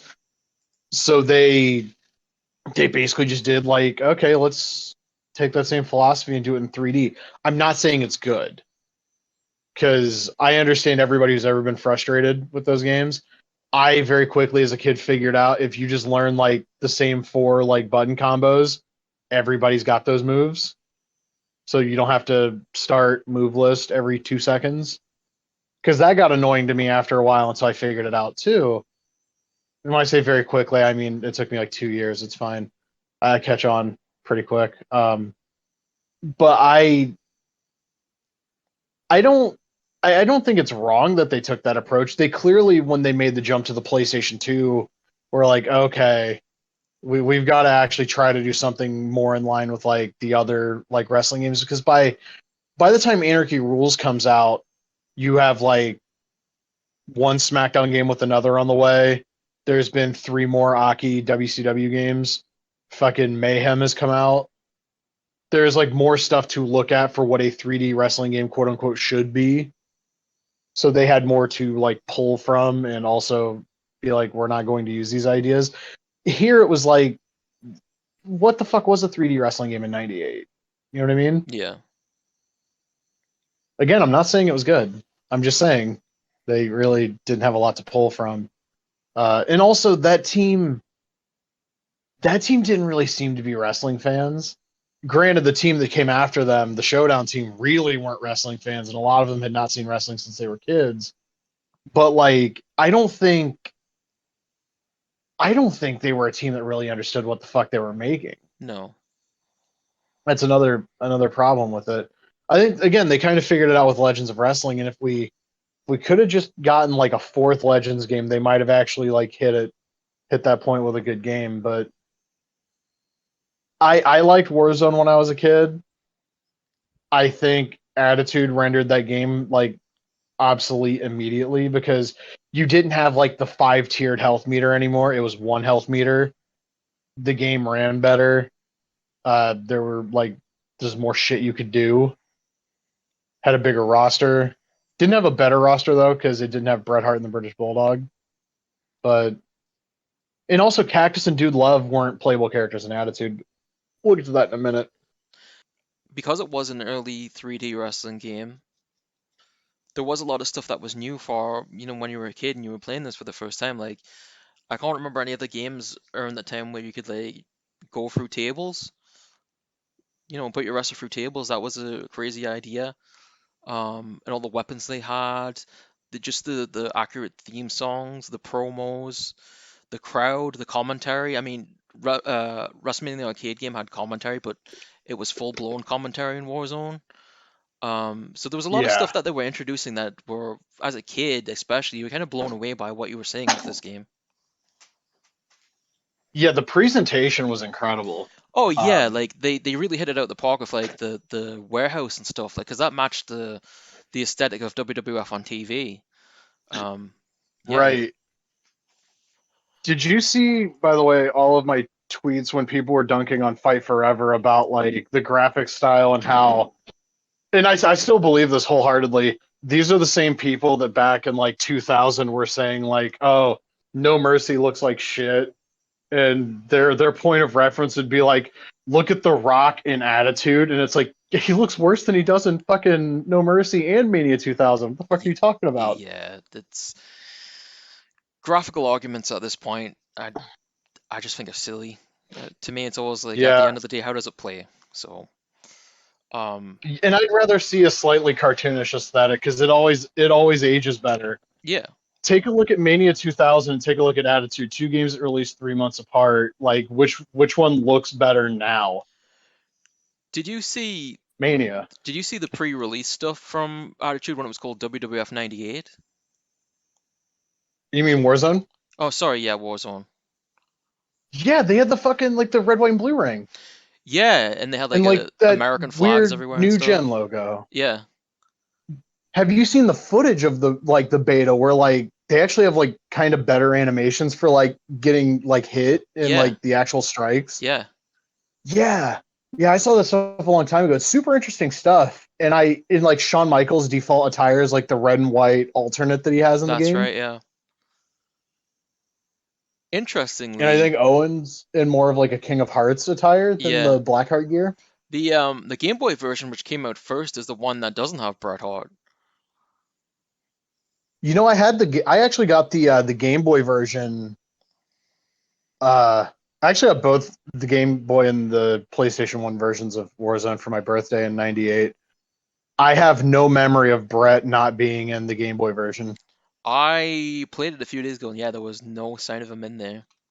Um, Funny thing about that game too is that the Game Boy version, it's got like really outdated profile pictures. Like it's got babyface Rocky Maivia, but it talks about him, being in the nation, and it's got like Owen Hart with like longer hair, like pre-Hart Foundation, but it talks about him being a lone wolf, and like Kane looks like he wears like a leotard. It's an interesting game. Yeah, I have a funny story about Warzone. Okay, Before we move on to Attitude, my mom gets me the PlayStation version of Warzone, and I'm excited because it's the first WWF game in 2 years.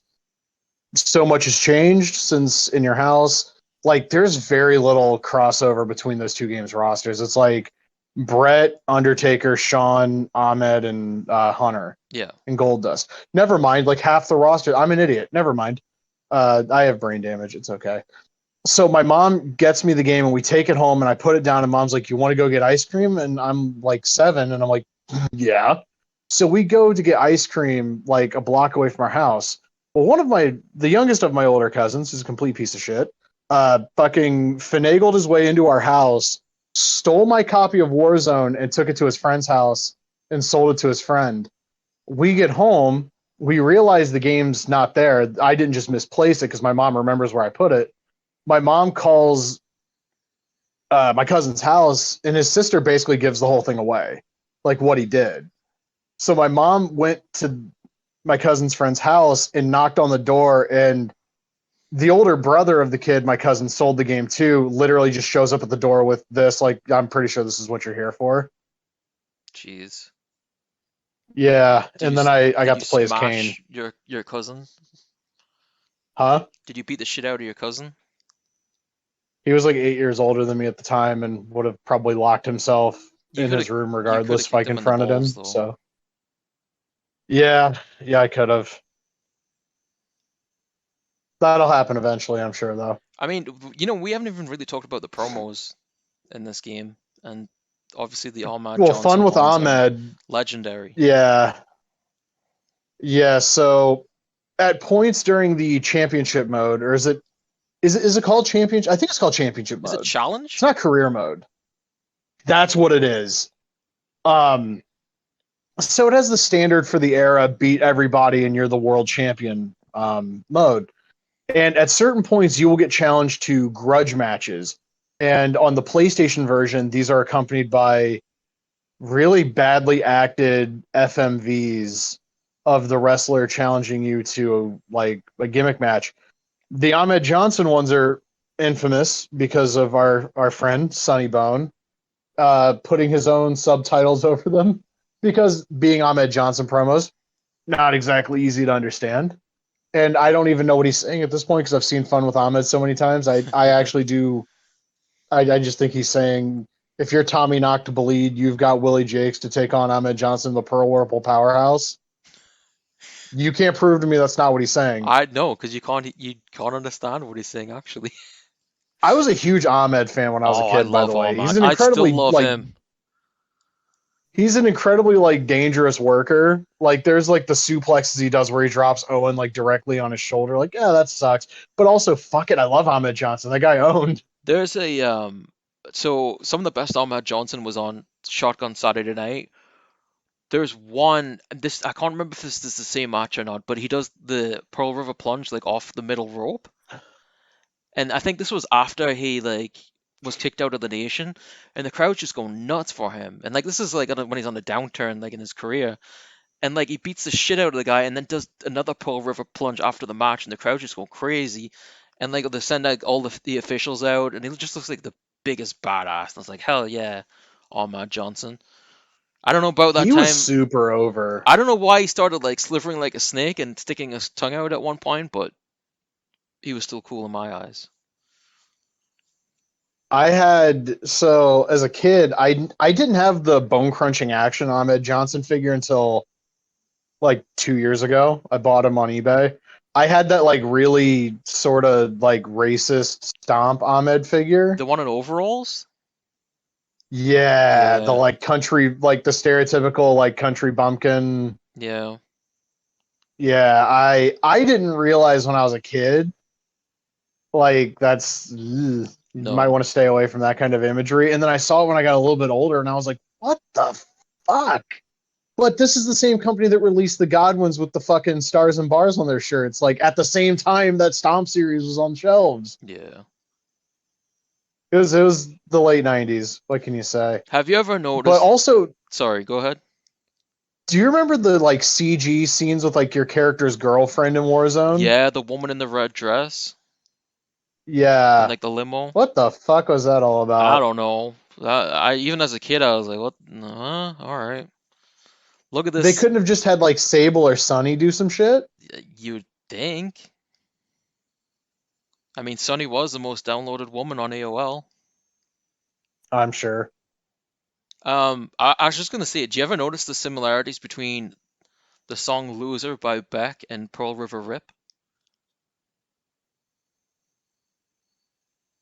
You know what? No, I never have. You need to play them like so. There's a website I told you about before, like it's DJ dot something, and like I merged the two songs, and they have like a very similar beat. It's crazy.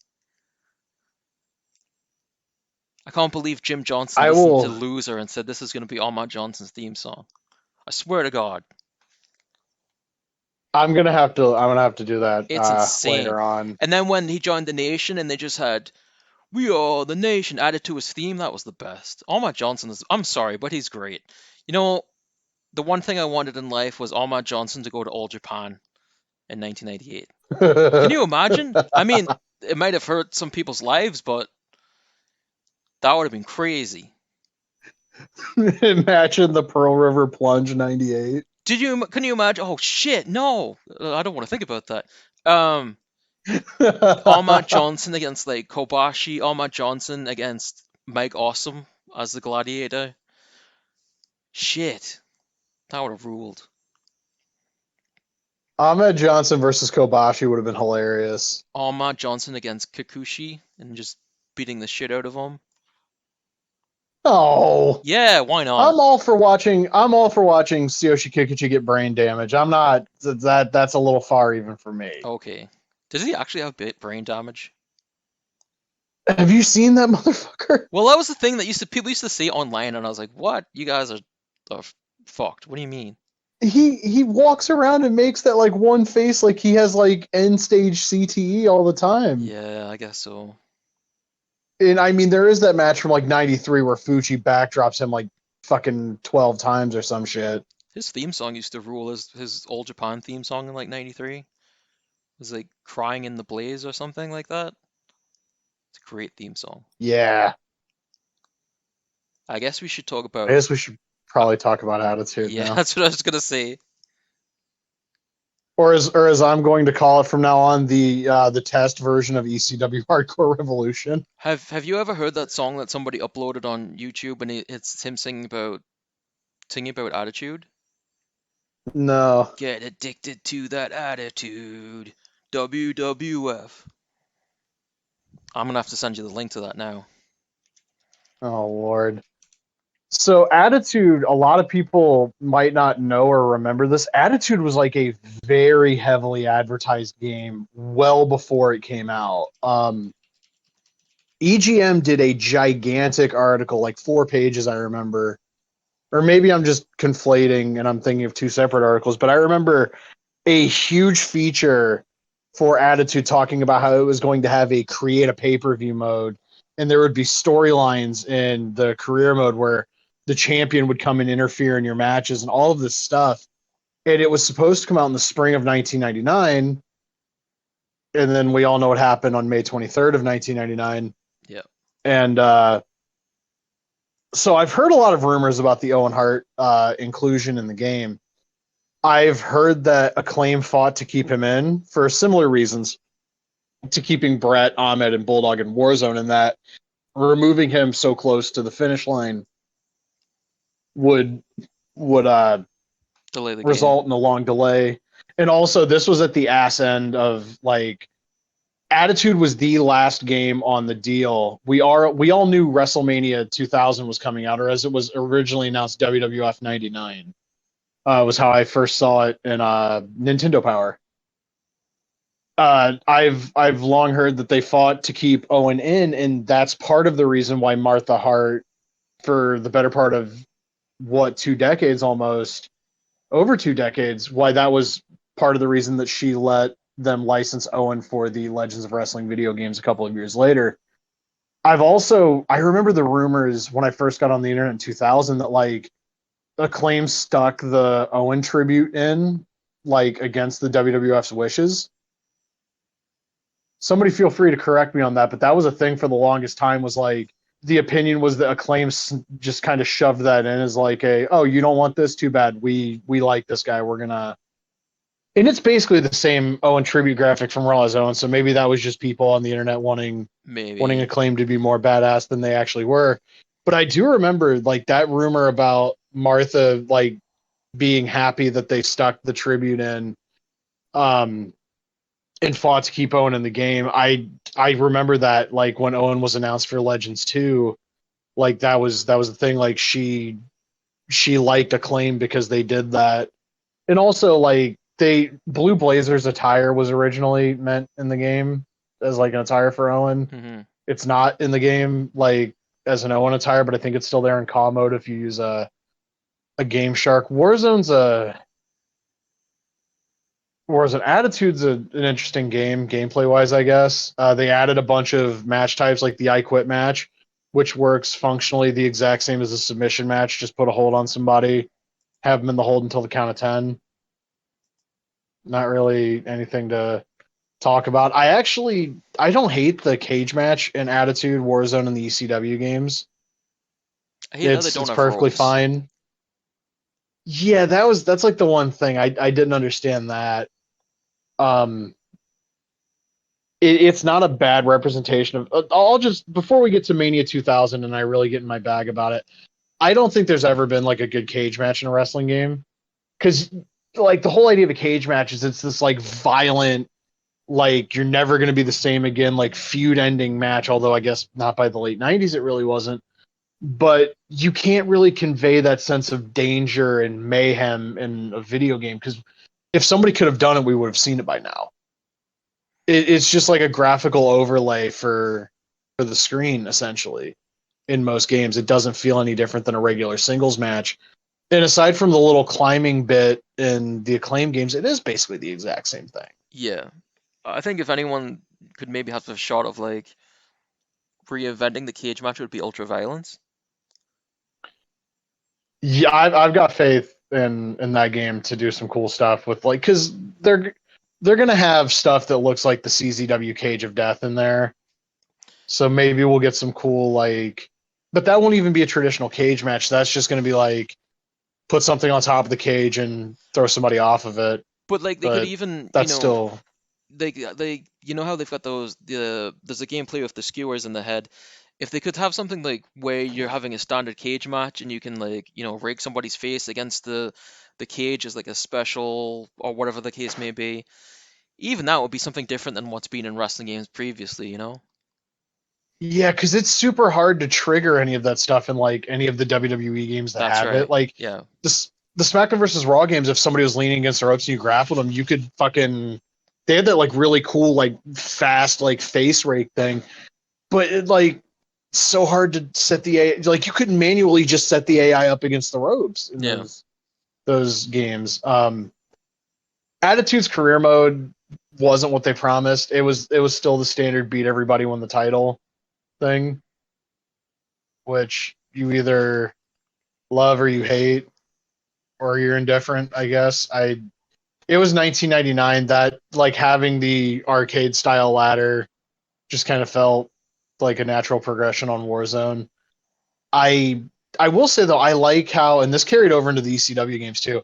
They had a calendar with a schedule, and you would wrestle on Monday Night Raw and Shotgun Saturday Night for some reason. Sunday Night Heat was also in the game, and then they had house shows and a house show arena. That's right. Yeah. I've always thought that was cool. I always thought that was so freaking cool.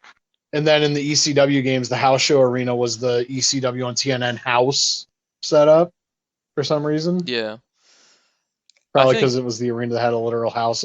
Again, I don't think they knew what they were making.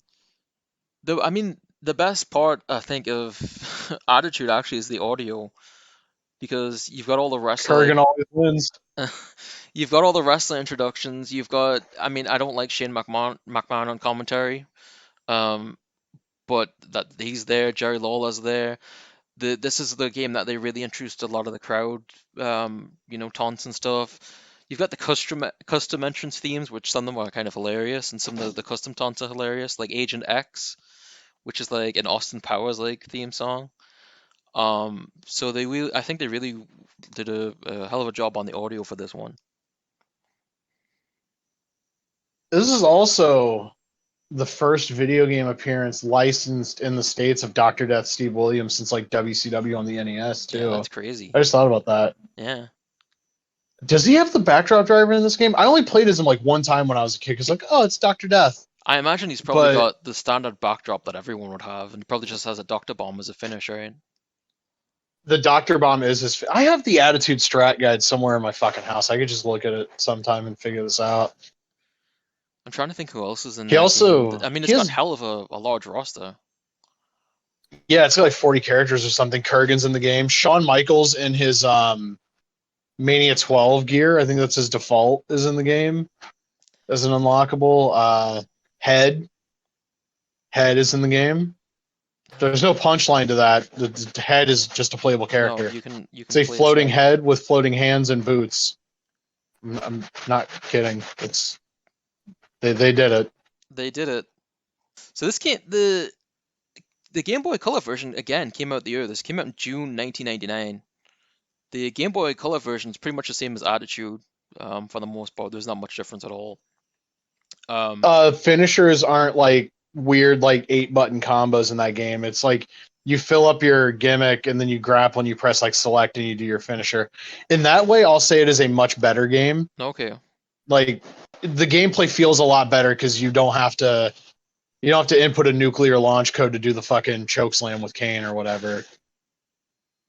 That game's also got a really big roster for a Game Boy game too. It's got 20 characters. Yeah. I didn't know this. I'm just reading about it that originally the game was to include fictional jobbers that players would face early on in the career mode for unknown reasons. The fictional jobbers were removed from the game, however, their voices, ring attires, and entrances theme songs remain accessible in the creator wrestler mode. Now I knew that obviously that they had fictional wrestler taunts and entrance themes and everything as I mentioned earlier, but I didn't know that they were actually supposed to have jobbers in the actual game. And do you remember one of the big things that happens in the ECW game? No. You fight jobbers as you go for the first title in career mode. Oh, okay. Who would that be? Like the sound guy, All right. uh, fucking Ron Buffon, Charlie Brzee, like guys who were actually like Rob Feinstein. ECW, and he's in Anarchy Rules. I'm not even kidding. And Gabe Yeah. Sapolsky is too. Yeah, that's right. If you beat the game with Steve Carino, you unlock like an actual child. Uh, There's the joke. I just set the table. is it Make whatever joke you the want about Sandman's the kid? child and Rob Feinstein. Tyler No, Fullington? it's I think his name is like his name is just like the The kid. kid? It's not Sean Waltman. No, unfortunately. I'm actually glad he No. wasn't in ECW. I don't think that would have been good for him. We would have got like a buck wild like Waltman and RVD match though. That's true. That would have been fun. I mean, Waltman and Super Crazy would have been good as well. Tajiri, although Waltman and Tajiri. he did wrestle Tajiri in 2001. Oh, SummerSlam. Yep. Right.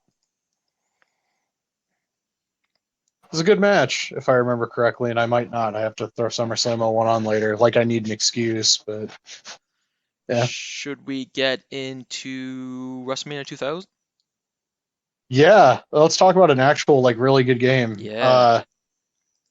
So I didn't play this game until like early 2000 when we borrowed my cousin's N64 and we rented like all of the Aki games that were released to that point because we'd just been looking at the strategy guides for them because my mom would buy me the strat guide for games on systems I didn't own because I just wanted to know what the games are like what the control schemes are like, who's in the game, what moves they have. Because and I'm probably not the only kid that did this. A lot of the strategy guides would inform the move sets I would give like the guys in my figure fed to kind of fill in the blanks of the stuff that they didn't do on TV. Yeah.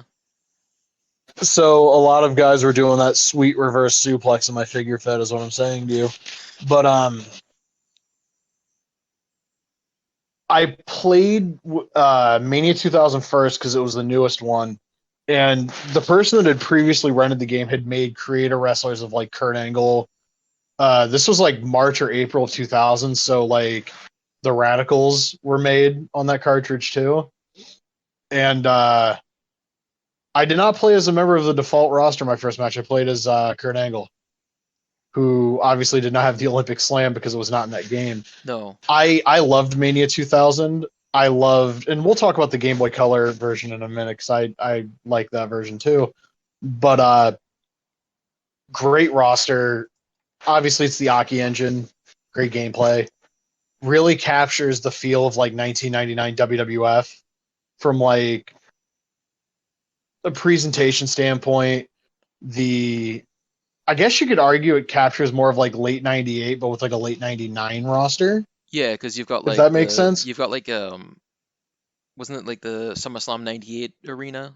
Highway to Hell Yeah, and Survivor Series 98, King of the Deadly Ring Game. 98. Yeah. So it's very much like I don't even think the stage really looks the same on TV. Like they don't have the two things on the sides by like late 99. They're already at like the two screens, but like the roster was insanely up to date in some regards because they had Jericho who had just debuted like 2 months earlier. Yeah, that's right. And obviously they had Big Show who for some reason could not be squeezed into WWF Attitude. And I know that at some point Owen Hart was planned for obvious reasons. He's not in the game. And I know that Goldust was also planned.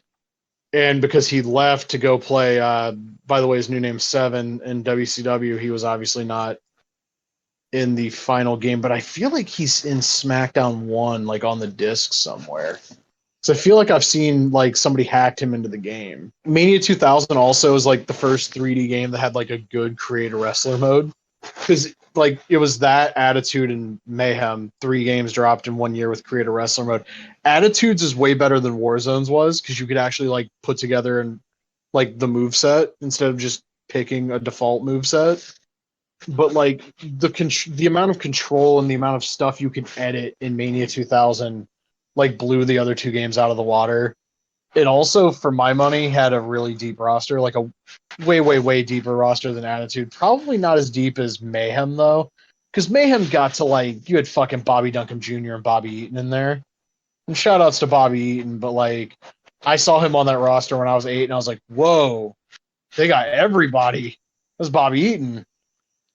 Um, but yeah, like Mania 2000, there's been a lot of positive things said about the Aki games, and I don't think either of us are going to break any new ground here. No. But that is a game that is a like definitive snapshot of the like the first, we'll say the first half of the Attitude Era, because I think No Mercy perfectly encapsulates like the 2000, like the end of the Attitude Era in a way. Yeah, Like they represent their time periods perfectly. and Sorry to like cut you off. no, it's okay. I was just gonna say like something like Mayhem would have a deeper roster, but it's all about the move sets, right, and how the wrestlers are presented in game. And Yeah, Mayhem, everyone pretty much had the same move sets for the most part. There wasn't that much difference. I think the lighter weight wrestlers would have like Hurricane Coronas and stuff, but I think you still had like Hogan doing like drop kicks and stuff like that. When you're playing, WrestleMania 2000, they're bringing a lot of moves over from Revenge, from um, World Tour, and there's just a variety of styles in the game, right? Like obviously Kane doesn't play the same as somebody like I was gonna say Taka Michinoku. Was he in WrestleMania 2000? He was, right? Or was he just in No Mercy? you know what? I don't remember if Taka's I actually don't in Mania remember. Maybe 2000. that's a bad example. But anyway, I feel like I've Kane and like always just assumed he was in, but he was not apparently, which is an odd miss there because he definitely was on the roster at the time. But like I was gonna say though, like Kane and Edge or Kane and Jeff Hardy or Kane and Road Dogg, none of them play exactly the same. They've got the signature moves, as opposed to something like a Mayhem, which has a deeper roster, but like everyone doesn't feel that much different outside of a signature. What the Aki games were good was they were wrestling fans. These are people that started at Human, and as we know, they would watch the matches, they would watch the footage and try to recreate them as best as they could. So yeah, it just felt like so much of a deeper experience than anything else that was on the market at the time. I've also liked how like weirdly inaccurate some of the like Aki moves, like Kane having a drop kick, but also like You just shit all Kane over would what I like said there.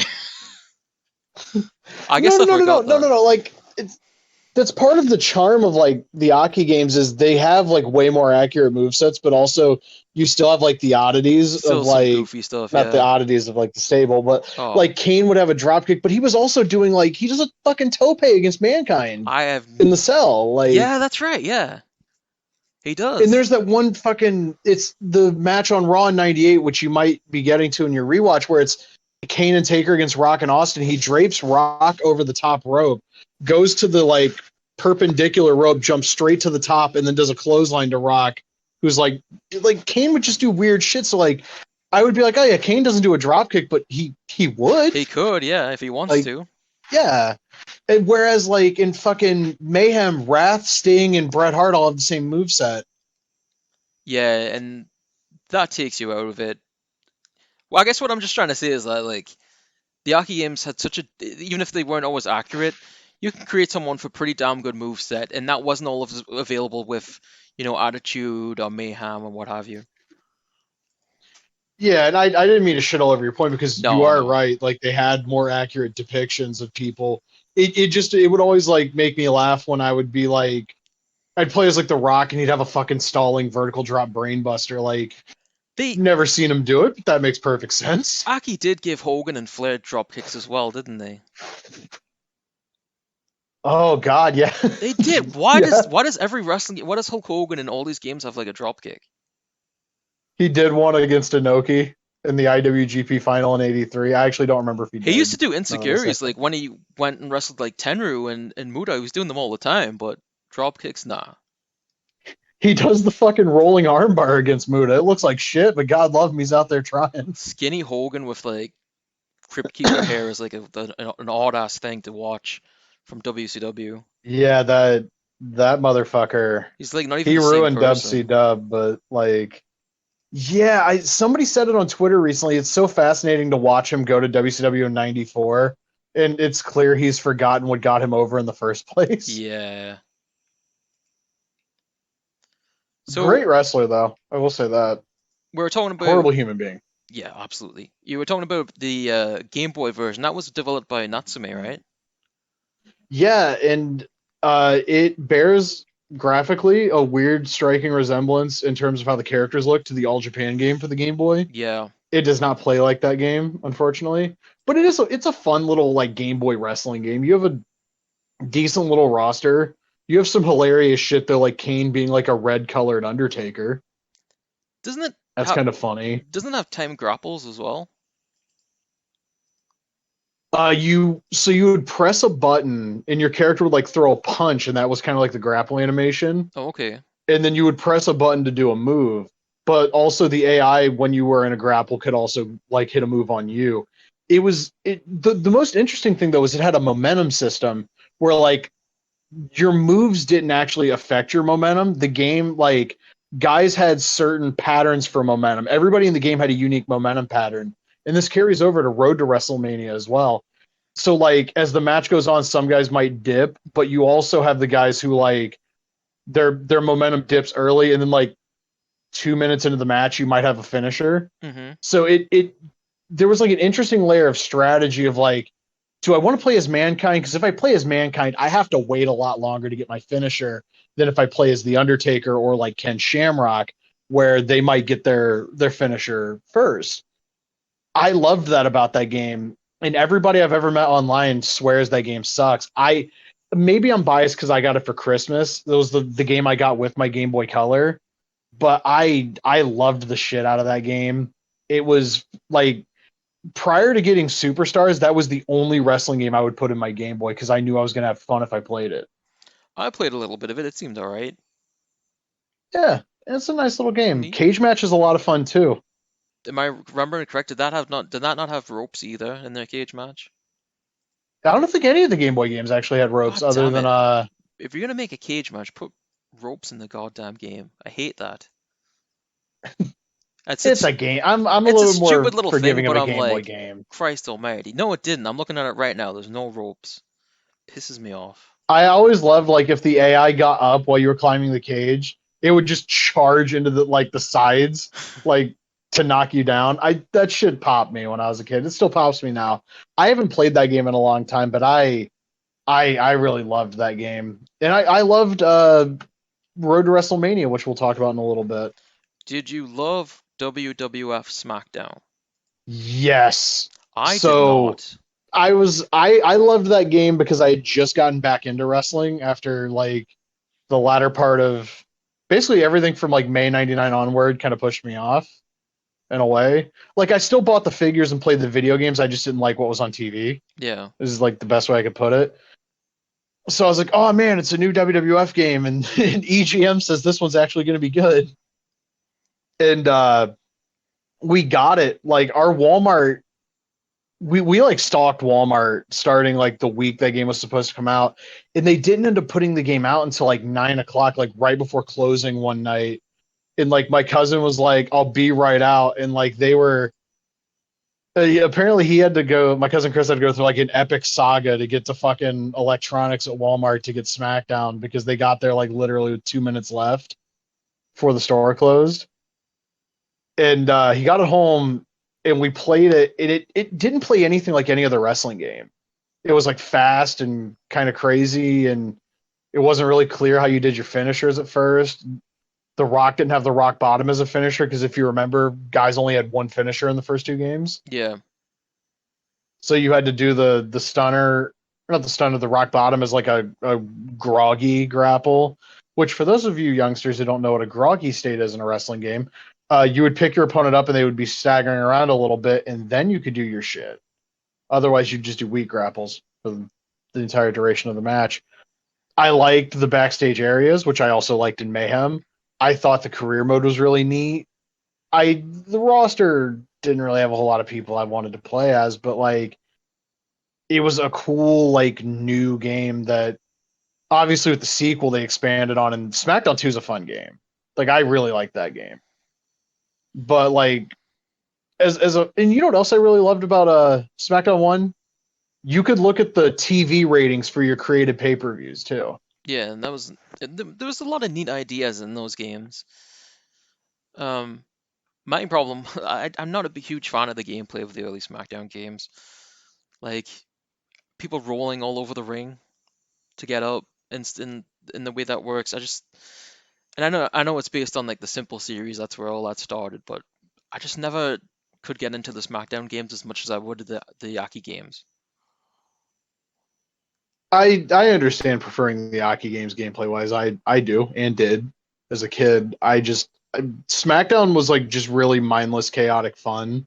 Yeah, Also, I didn't own an N64 until like fucking late 2000 anyway. So I think too, like to make the comparisons as well. When you were playing like I used to play these games with two friends, and like we didn't have like a multi-tap or whatever for the PlayStation, but we had four controllers or three controllers for the N64. If we wanted to play a Royal Rumble match, which we would a lot, because obviously there's three of us, wrestlers come in and out instantly, once the timer goes down.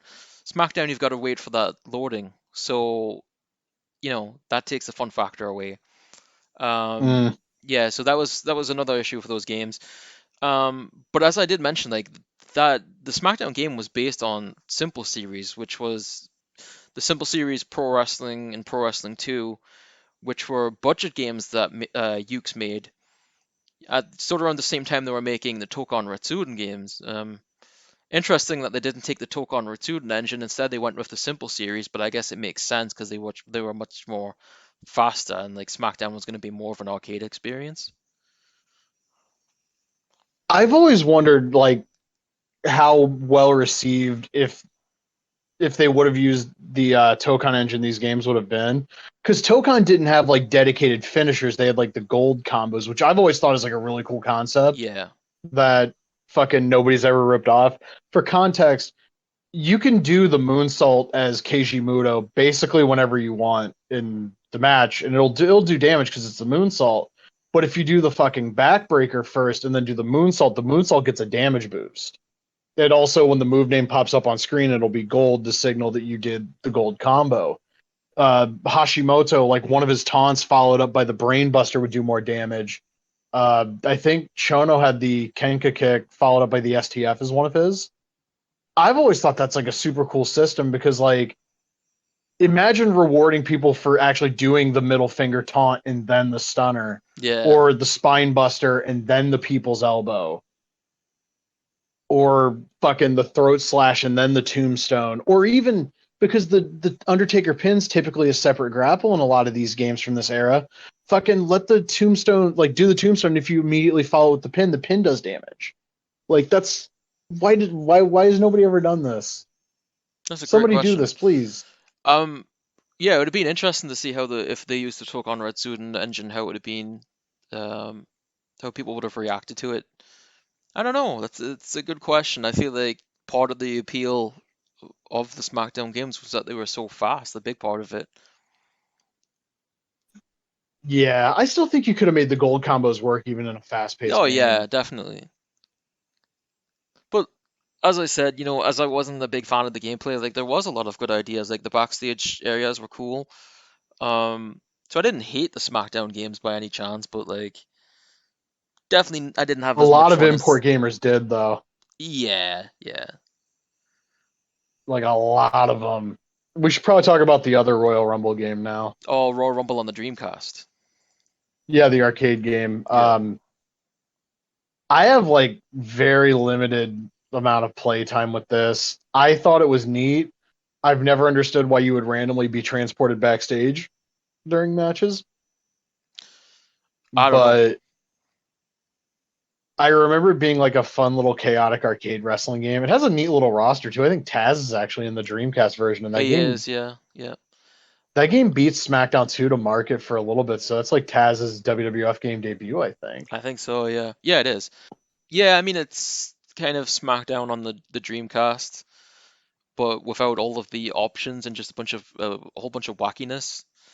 Uh, it doesn't have that large of a roster, so if you're playing like a Royal Rumble or something, you'll see repeated wrestlers come out in different attires. I think they even have like maybe is it two or four attires? I can't remember. I think it's 4, and also that game has like 9 characters on screen at once. Yeah, it was pretty crazy to see at its time. which to this day is still the record for anything that's not one of those weird M. Dickey games where he has like 100 characters on screen at Isn't that once. kind of sad? Yeah, but we might have talked about this because like by the time people hear this, we may have official confirmation. But AEW Fight Forever seems to cap at like 4 characters on screen, which to me in a 3D wrestling game is optimal. 6 characters is where it gets a little sketchy. Anything more than 6 is not fun to like try to deal with. I don't like the 8-man matches in Fire Pro either. I just 4 characters on screen's like the sweet spot for me. So like we saw the discourse when the match types came out. There's like no trios matches and people being like, well, 2K has 8 characters on screen. Yeah, go play a fucking 8 character match in Yeah, they're 2K not right now. fun. Tell me how much fun that is. But yeah, it's so weird that nobody like we've all heard the Mike Straw reports for whatever they're worth because they're Mike Straw reports. With all due respect, that they wanted to have war games in 2K22 because they knew it was a match type that people wanted, but also they knew it was something that the AEW game probably wasn't going to be able to do, which is a genius reason to do it, if I'm being honest. Especially if they managed to, kind of backdoor in like classic war games. They wouldn't. I would be supremely happy with that. No, they wouldn't. They'll just have the shitty WWE version of it. But I think we'll see 10 people on screen in the 2K games at some point, and I'm sure it'll suck. Just like when they bumped it up to 8 people from 6, because people complained about that for years. I don't. I don't know. I don't see it like. I don't have much faith in it not being broken completely. Like if they were to do something like war games, like it would be really fucked up some way. I just want to know if the game would force you into the cutscene where the 2 teams stand there and do like the West Side Story shit. I mean, they do that, and like they still do that in the Royal Rumble, right? When there's 2 people left in the ring. So Do they? I I haven't played think a Royal Rumble match in a 2K I game. might be wrong, but I think they do.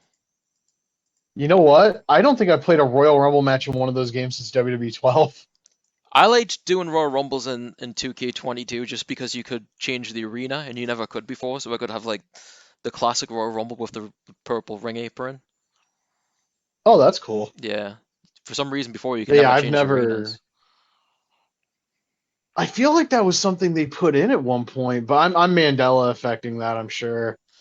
They did. I They'd have the old Rumble in Legends of WrestleMania. which I thought was super cool. It's like the Rumble '95 arena. Yeah. Yeah, that fucking ruled. That arena should absolutely make a comeback The arenas in that at game were some so point. good. Way better than the fucking 2K14 arenas where there's like random banners draped over the Yep. barricades that weren't there in real life. Fuck accuracy, am I right? Oh, absolutely. No mercy. I think No Mercy. Yeah, I was gonna say I think No Mercy's next. I neither again, much like Mania Not much 2000, you we're can not gonna say. break any new ground. No. What I mean, Yeah, what could we it's say that hasn't been said at this point? I can say a lot of things that people probably haven't heard that aren't necessarily the nicest. Ooh. Um, No Mercy's an amazing game. It's also a very unoptimized game.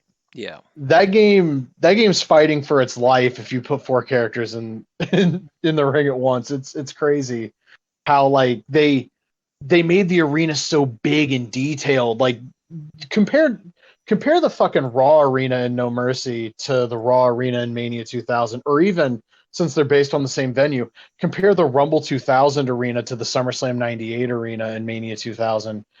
It's it's night and day how just detailed and vibrant everything feels. And honestly, the arenas look nicer and more detailed than SmackDown, which is an accomplishment given that SmackDown's on the PlayStation. I that's like my that and the career mode with the handicap matches. Those are like my 2 big like gripes with No Mercy. Everything else, like it's a WWF game from the end of the boom period. It's got a lot of the guys I like from Revenge and basically all the WWF guys I'd ever want to play as. Andre the Giant's in the fucking game, which that's insane. He was supposed to be in SmackDown too. We can talk about that in a minute. But like I find me something to complain about with No Mercy other than the slowdown in the story mode. The hole was too expensive. Well, yeah, There you go. I got one for you. yeah, yeah. Um, $500,000 of in-game money to buy the hoe. That's And it ridiculous. wasn't even like it would be funny if it was like you bought the hoe and the hoe was like the most overpowered character in the game. Yeah, The hoe had like Kenta Kobashi's moveset or that something. have ruled. But no, Stephanie McMahon has like Kenta Kobashi moves. And Trish Stratus has Jushin Thunder Liger moves. Does Trish do the giant swing? Why?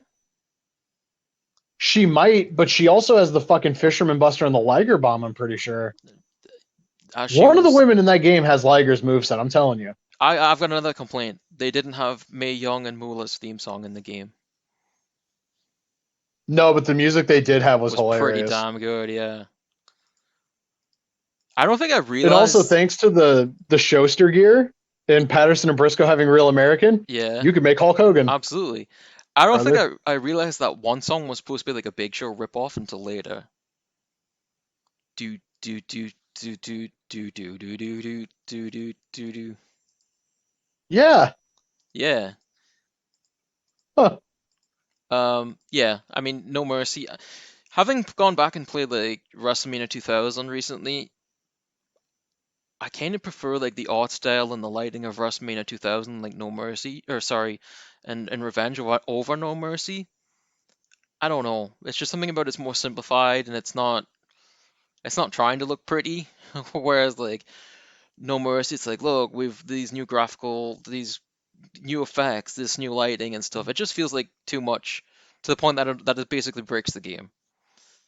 Yeah, Um, they sacrificed the speed and gameplay fidelity of yes, yeah, Revenge Revenge Mania 2000 and VPW 2. They sacrificed that for visual fidelity. exactly, yeah, And as long as you're playing one-on-one matches, it's fine. But yeah, no Mercy is like noticeably slower yeah. than Mania 2000 and VPW 2 and Revenge. So and that's like the main complaint about it. I mean, it's still a very, very, very good game. Although I think originally I had the busted cart, which wouldn't save your progress.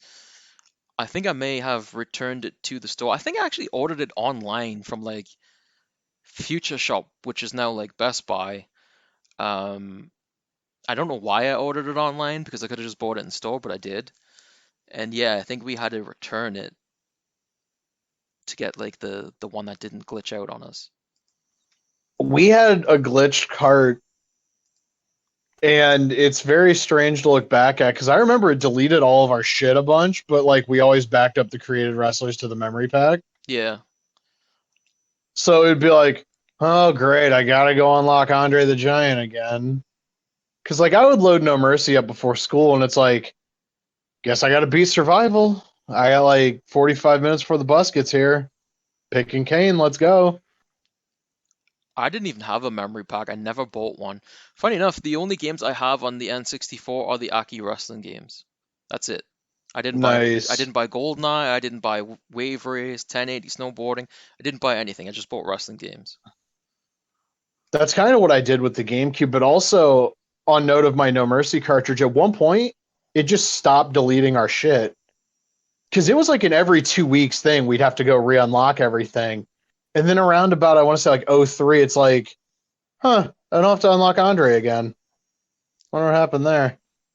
I guess at the end it had some mercy. Boom. SmackDown 2. Oh boy, so I got this game right before I had my appendix out. Ugh. Um, yeah, it was a very fun week for me. Uh, I remember all the press about the game having Hell in a Cell, TLC matches, ladder matches, which we actually no. Hold on, I got to rewind. I got to talk about the cage matches in the Aki games. I want to meet whoever designed those in a dark alley somewhere. Those are the worst. It's not the worst cage matches because SmackDown's cage match pissed me off more with like that really slow climbing animation and like the AI never stays down. Yeah, But that fucking climb this 800-foot tall cage and then mash the A it button and hope to sucks. God the AI doesn't get up and fucking. Because you'll never shake the cage hard enough for the AI to fall, but it'll always happen to you. I remember me and a friend having a cage match that lasted for like 45 minutes that I'm pretty sure I've got on videotape somewhere. That needs to get put on YouTube. Yeah, I'll have to find it. SmackDown 2 had the ladder match. I think No Mercies is better because SmackDown 2's just felt like such a crapshoot because you literally had to jump off the ladder to get the belt. Yeah. But tables match was the first match I played in that game. I played as the Undertaker against Taka Michinoku, and I just thought it worked like the ECW Anarchy Rules tables match and like how tables worked in Warzone. Do a move next to the table breaks. No, you had to Irish whip your opponent onto the table and then grapple them. So Taka ended up beating me. Which is so goofy, but and they held on to that for like forever. Irish whipping someone to into a table. Yeah, but by like I want to say SmackDown Shut Your Mouth or Here Comes the Pain, you could power bomb a motherfucker next to the table and the table would break. Could you do that in Just Bring It? I feel like Just Bring It still had the old table physics. Oh, Maybe I'm okay. wrong. I haven't played Just Bring It in a long time, We'll get to that which soon is weird enough. because I love '01 WWF. Yeah, we will. I have a Um, lot of things to say about that game. Having played like Simple Series, the second one, I wish they would have incorporated some elements from that, which would have been pretty crazy. Like if they had like the Inferno match in SmackDown 2, or even like the electrified barbed wire and shit like that, which obviously they didn't do in WWF, but that would have been That neat. feels like something the Fed would have shot down because they would have had like final say on what match types were in. Weren't they? Wasn't there talk of like Kane and X-Pac doing an electrified steel cage at one point?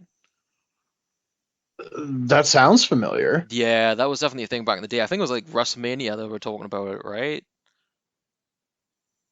No, Was that it? wouldn't have fit the time frame. I, Maybe I I remember reading like years after the fact they wanted to do some like weird gimmick match with those two. It yeah. was like the blow off to X Pac taking Kane's girlfriend. Um, but SmackDown 2, legendary career mode for good and bad reasons. Good in the sense that it allows you to play through storylines from 2000 WWF and I think some from 99 as well. Horrible in that it takes fucking forever to get through a show. I sat down Yes. one day with the thought process I'm finally going to unlock Cactus Jack. It took me 7.5 hours of just simming through career mode and dealing with load times. And also, my PS2's laser was probably taking a shit at that point. I But it I was worth it because Cactus Jack, bang bang. I downloaded the inspired SmackDown 2 mod, and I started to go through the career as well, and I was like, holy shit, it takes like way too long to get through anything in this game. Have you ever tried those mods, by the way?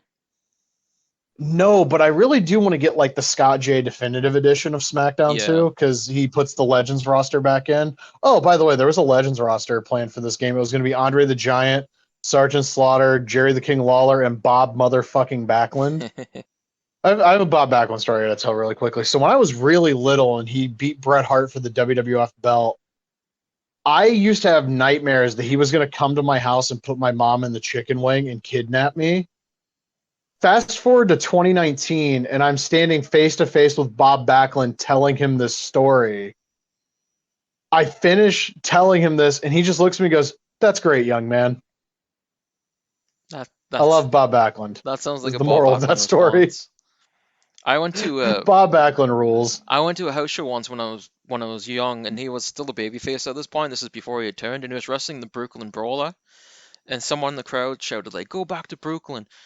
And Bob Backlund like jumps over the guardrail, goes up to the guy and is like, "What did you say?" And the guy's like, "I was talking to the Brawler," and Bob Backlund just goes, "Okay," and then hops back into the ring. I don't know why.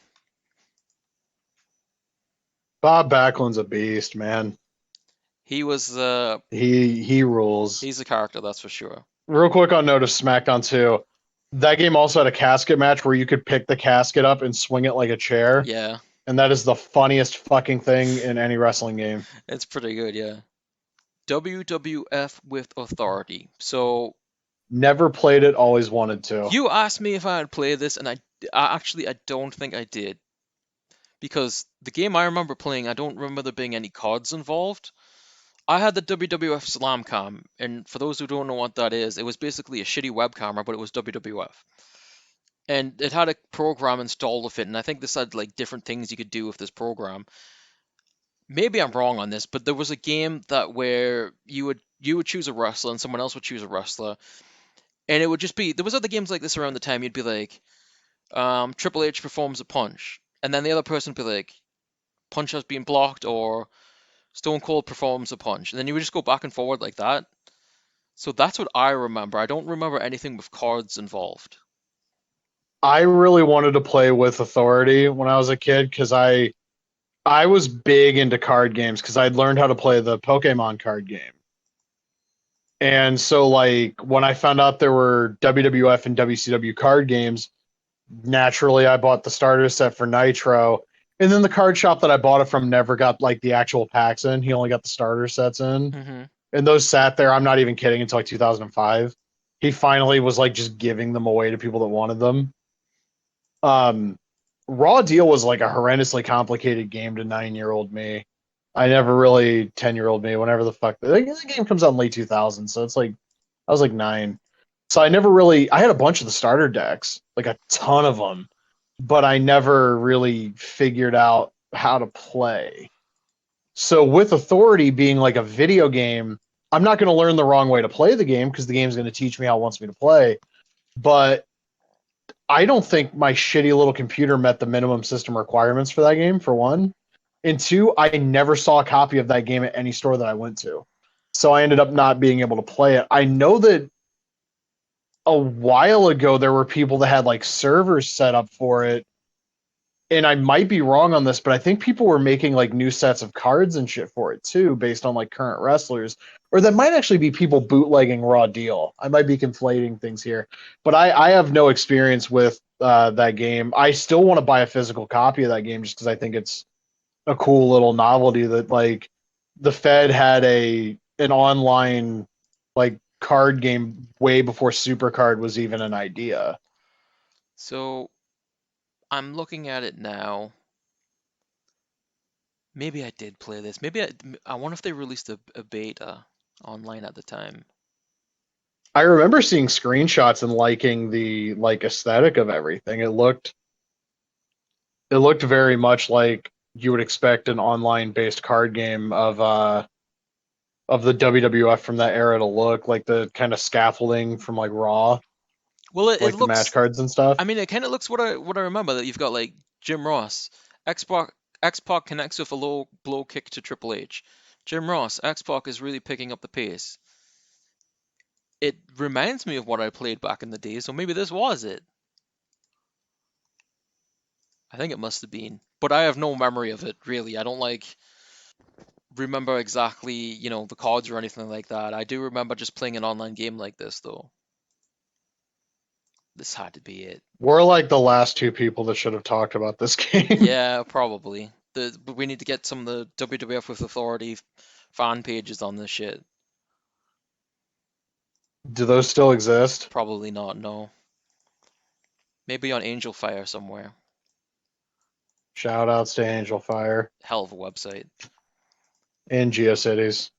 And Homestead and That's another one. Yeah. yep. Um MSN Spaces. The internet was a much cooler place in the early It 2000s. was. My old website is still on. I can still find it on archive.org. Nice. WWF Betrayal would be the next game on the list. So I've often heard that this game is terrible or It's whatever, not. and it's not. It's a goofy little 8-bit beat 'em up on the Game Boy Advance. The plot's really stupid and cliche, but like who gives a fuck? This is a game released at the end of the Game Boy Color's life cycle. It's not a game that really, I guess, needed to be made. It's not a game that anybody was asking for. But when I found out that game was coming out, I got like really hyped because it's just like such a stupid little offbeat game. Yeah. Gameplay's perfectly fun. Graphically, it kind of looks like Mayhem for the Game Boy Color. Yeah. And you get to beat I've up always like thought that was weird. you get to beat up a whole bunch of people that look like the Big Boss Man, Luigi, and Ron Jeremy. So that's kind of cool. I mean, all people you would see on WWF programming. Basically, the plot of the game is Stephanie McMahon's been kidnapped, and depending on who you pick, I believe the playable characters are Austin, Rock, Undertaker, and Triple H. Yeah, that's right. Depending on who you pick, you get a different who done it. I beat the game, I think, with The Rock, and Triple H was the one he kidnapped his own wife. I have no idea why. But I've heard so many negative things about this game over the years, and like it's not hurting anybody. No, it's fine. It's a neat idea. Yeah, It's a beat 'em up game with wrestlers on it. I mean, it's fun. It's a little Game Boy thing. I don't know. It's not offensive. yeah, and like if you're gonna do of on any era of wrestling, if you're gonna do a side-scrolling beat 'em up, you might as well do it on the one era that had like all the backstage Yeah, bullshit happening the most anyway. dramatic bullshit soap opera stuff as well, right? Yeah, it's if you had to do an 8-bit side scroller for pro wrestling, that's the perfect one to do. Though they could have done one of the Mega Powers where Randy Savage kidnaps Elizabeth and you play as Hulk Hogan. Fuck yeah, they could have. You got lust in your eyes. I was gonna try a Macho Man impression, but I just mine really actually hurt my might be worse voice than really that. bad there, so I'm never gonna do that again. Um, the next game, which is offensive to me, because to this day I hear Michael Cole scream, the last ride," and that's WWF Just Bring It. SmackDown, Just Bring Oh, It. okay. So I didn't get this game until a year after it came out because I didn't get a PS2 until '02. Went to Walmart and actually had the guy who went on to be my manager when I worked at Walmart. 15 years later. Uh, I actually harassed this guy to look through the copies of Just Bring It because they had the greatest hits one with the WWE logo. I was an idiot who thought the greatest hits version would have all the released wrestlers like Jerry Lynn, like not in the game anymore. Uh-huh. So I had him dig for the WWF version. I actually apologized to him. He had no memory of it. But the most offensive thing to me, the commentary is hilarious. The most offensive thing to me is that game takes up half a fucking memory card. 4 MB save file. Why? I think Um, so. I played this game when it first came out.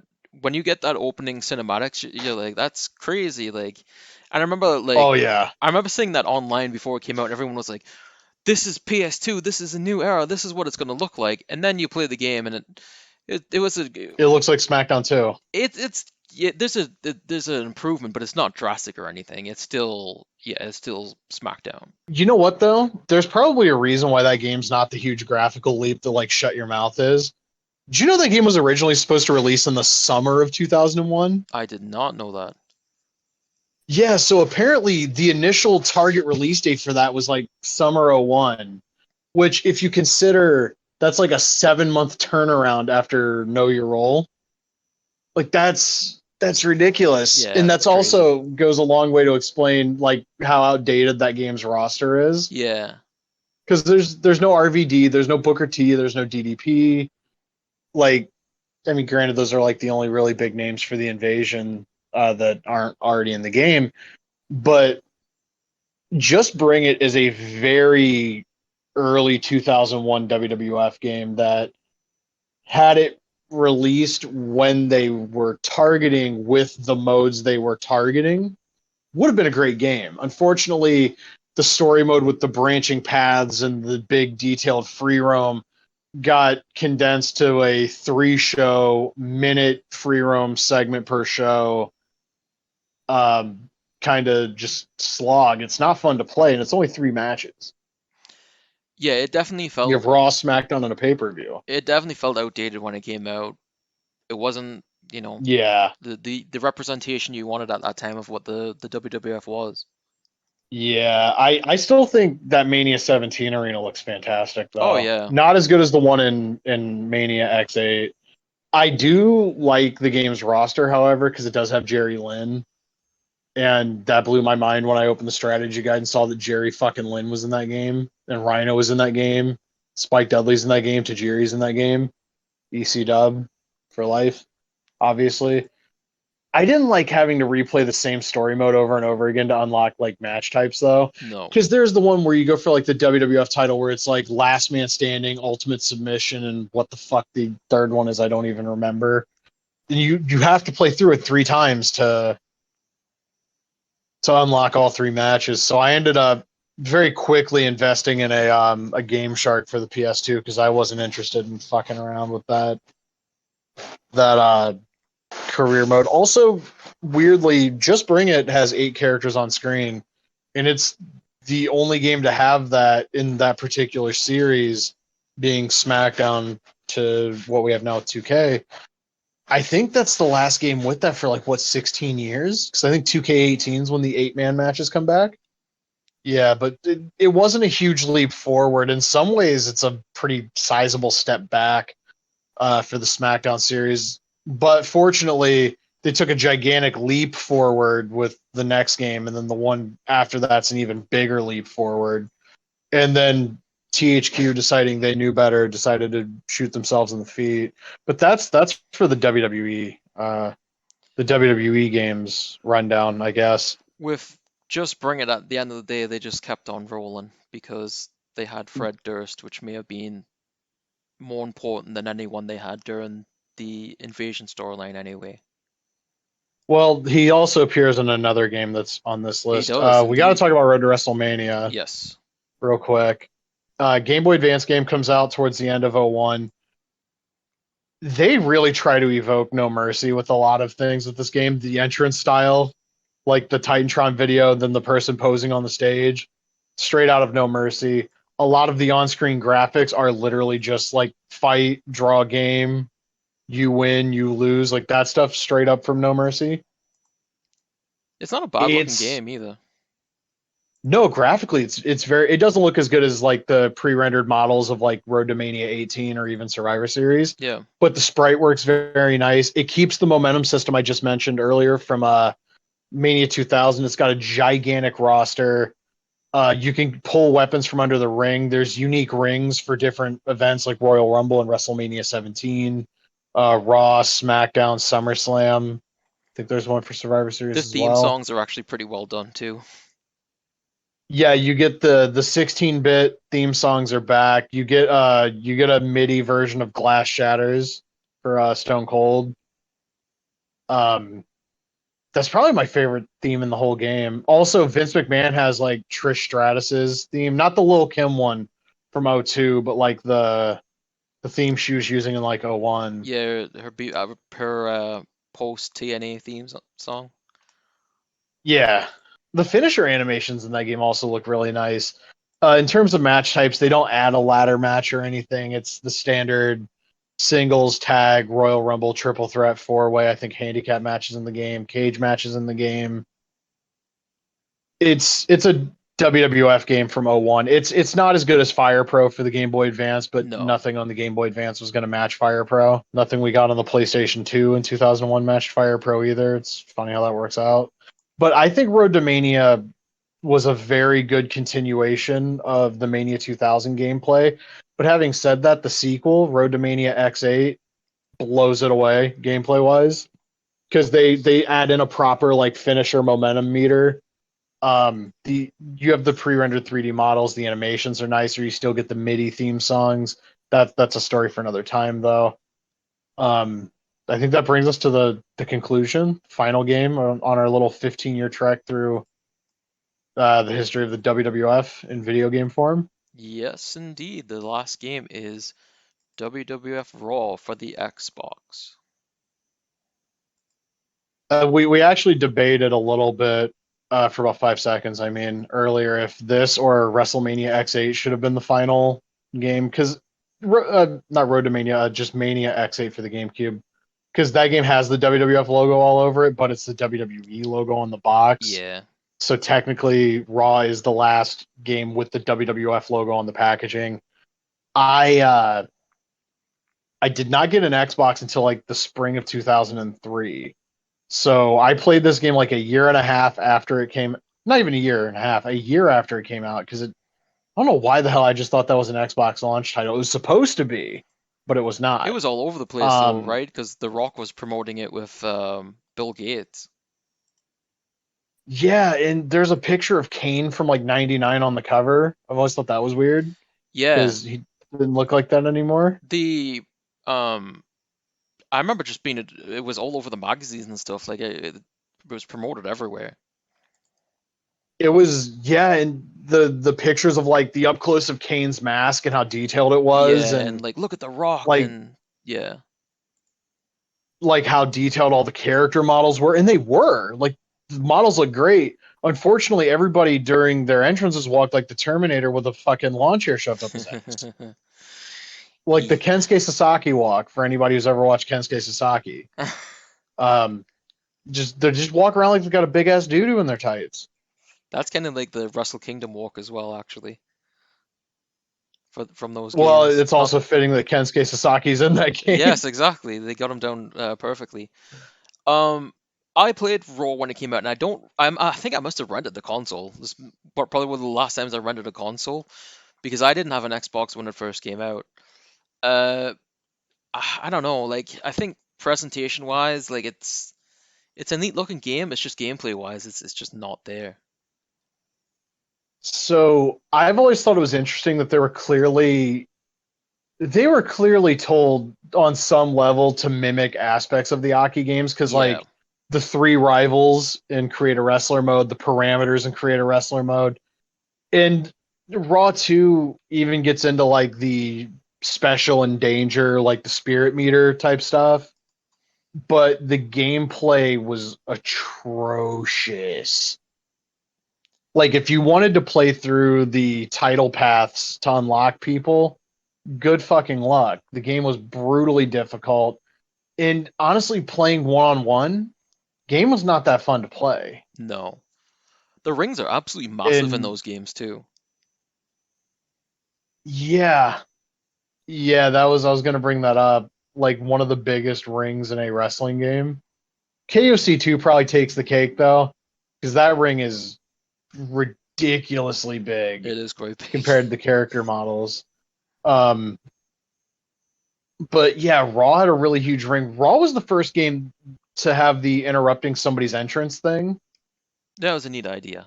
and it also had the thing where like if you broke the crates and picked up like the Dudley Boys glasses and put them on your Put them character on, because that yeah. was a thing you could do, you would unlock that stuff for Create a Wrestler, which I always thought was like neat. Yeah, Like it doesn't have to be in the game, but it is. it's a fun way of going about simple unlockables, right? Yeah, I speaking of unlockables, if you beat every title path, you unlock Fred Durst. Hell Good yeah. luck. I've never actually seen his entrance in Raw for the Xbox. I've seen it in Just Bring It a million times, but never on Raw on the I don't Xbox. think I Which I have don't either. take to mean that. Yeah, I don't take it to mean that nobody's ever unlocked him. I've never felt compelled to see what his entrance looked like in that game. Also, it should probably be noted there's only one arena in that game, and it is the Raw arena. Looks great. I just wish they had more. You know I'm looking up Fred Durst's entrance now, right? Well, send it to me if you find it because I'm curious. Well, I just clicked on this Fred Durst WWF Raw 2002, and it's just a picture of Fred Durst wearing an Anchor t-shirt. So I don't Nice. even know what's playing right now, so I'm gonna get out of that. Yeah, I uh I actually had the PC version and my shitty little computer couldn't run it, but you know what I've always thought was interesting? The back of the PC version that I had still had the WWF logo all over it in the screenshots. people WWE logo on the front of the like artwork, but you flip it over and there's like angle belly to belly suplexing somebody or some shit, and there's the WWF logo clearly on those gigantic turnbuckles. people like modded the hell out of that as well. Yeah, I remember I had a friend in like the early 2000s that I met on like a Mortal Kombat board who was like, "Check this out. I'm putting Kona Crush in WWF Raw." And he actually had me go through and record all of Finkel's introductions from Rage in the Cage for people to put in the game, like as sound mods. Yeah. And that shit took me way longer than you would imagine. Would you believe that Fred Durst's entrance in Raw just seems to be The Undertaker's entrance? Yeah, that checks out. Yeah, he's coming out on a bike. That's a shame though, because He his has the entrance in car and Just Bring It, does he yeah, not? it's a great entrance. It's him like dancing all over the place. I was gonna say I remember it being like pretty accurate to the shit that he does in the music video. There's the funny ass walk as he gets to the ring. Even the way they Yeah, the enter the Kensuke Sasaki walk. even the way they enter the ring looks weird. Like I don't know. But the One of arena, these days, I need to sit down and play those games again. as you said, the arena does look very good. Yeah, that was another thing in like Raw 2. The arenas looked fucking fantastic as well. And then the bell rang, And then, and yeah, and it yeah, wasn't fun at all. That's the worst part, when you yeah, get a game that's that looks good and then you play it and it's not fun. yeah, that was me after like a week with 2K22. Like, God, this game looks amazing. I don't want to play matches in it though. Well, if you try to play I it don't want to now, watch matches in that game either. it'll Oh, probably I've just heard. Yeah, we've talked about this. it'll It's crash on you terrible now, nonstop. apparently. So yeah, Ugh. Hopefully they fix that with 2K23. it would be nice, but you know what? I'm not betting on it. So that's it. We've covered every game with World Wrestling Federation in the title. So now we have to go through WWE, but we're not going to do it next week because, as we said earlier in the show, we're going to have a special guest next week, Dave Wisnowski from Pro Yeah, Wrestling X.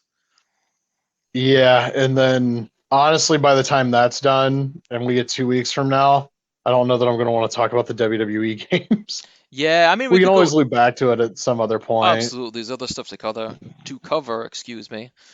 Um, you know what we should do? We should advertise our Twitter accounts. With I don't want people following me. Oh, you don't want people? I'll do it. Mine is Bungle No More. And if you think that's a weird Okay, username, it is. It's two bands. I it's not that I don't want people to follow me. I know I have follower requests. I'm just horrified by what might be in there. Um, Interesting. I I get a lot of spam. I get a lot of spam like accounts in my follower requests because of accounts that I follow, Yeah. and you can read into that however you want. Ooh. Um, uh, but yeah, it's ProRes Hero, PROWRESHERO. Don't follow There him. you Leave him go. alone. Pick somebody Yeah, else. Pick Nash. yeah. Pick Hogan or someone. Don't pick me.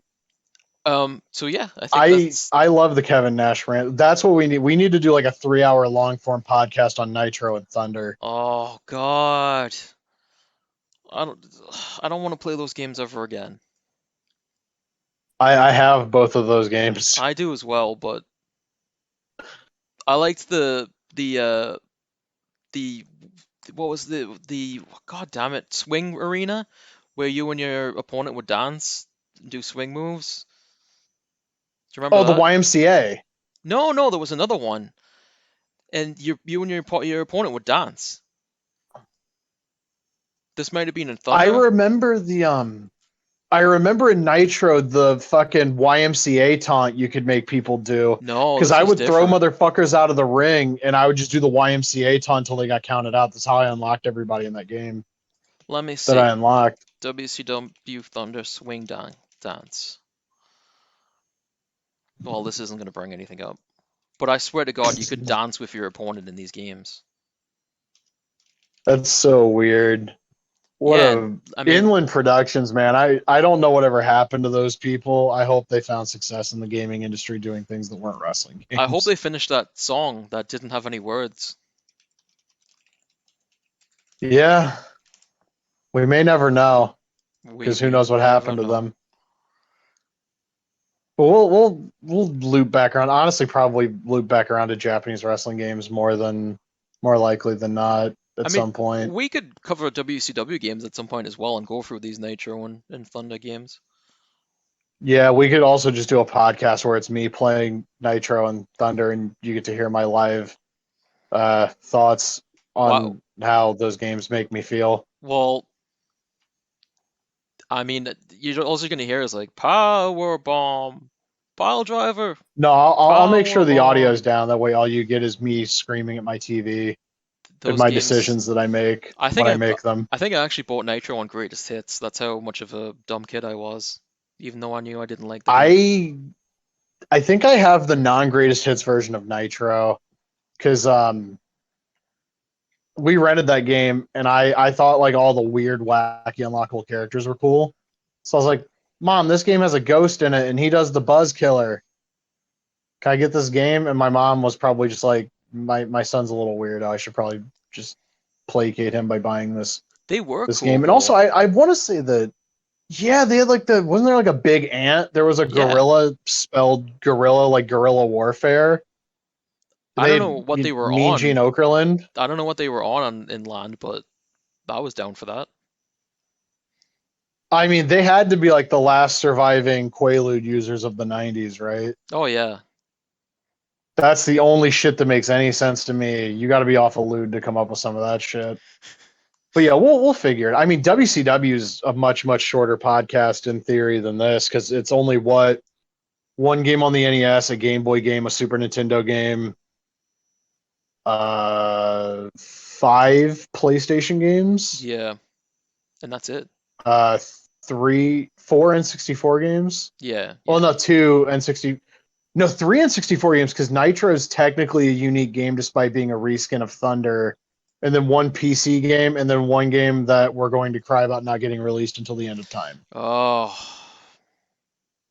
Mayhem 2. What could have been? mod AEW people, just give us it. You know what? Actually, sitting here thinking about it, that unreleased games thing we did, I did that whole 15-minute fucking history of WCW 2000 for PSM versus Mayhem 2 and what the truth actually was, and nobody got to hear it. Yeah, I mean we could go down that road again. Uh, yeah, but that's a story for another day. Indeed. And having said that, this is the part where I thank you for listening. This is episode 4, but episode 2 really of Critical the History of Pro Wrestling Games. I'm Mongo. He's Liger Boost. And until next time, please play WrestleMania 2000 on the Game Boy Color.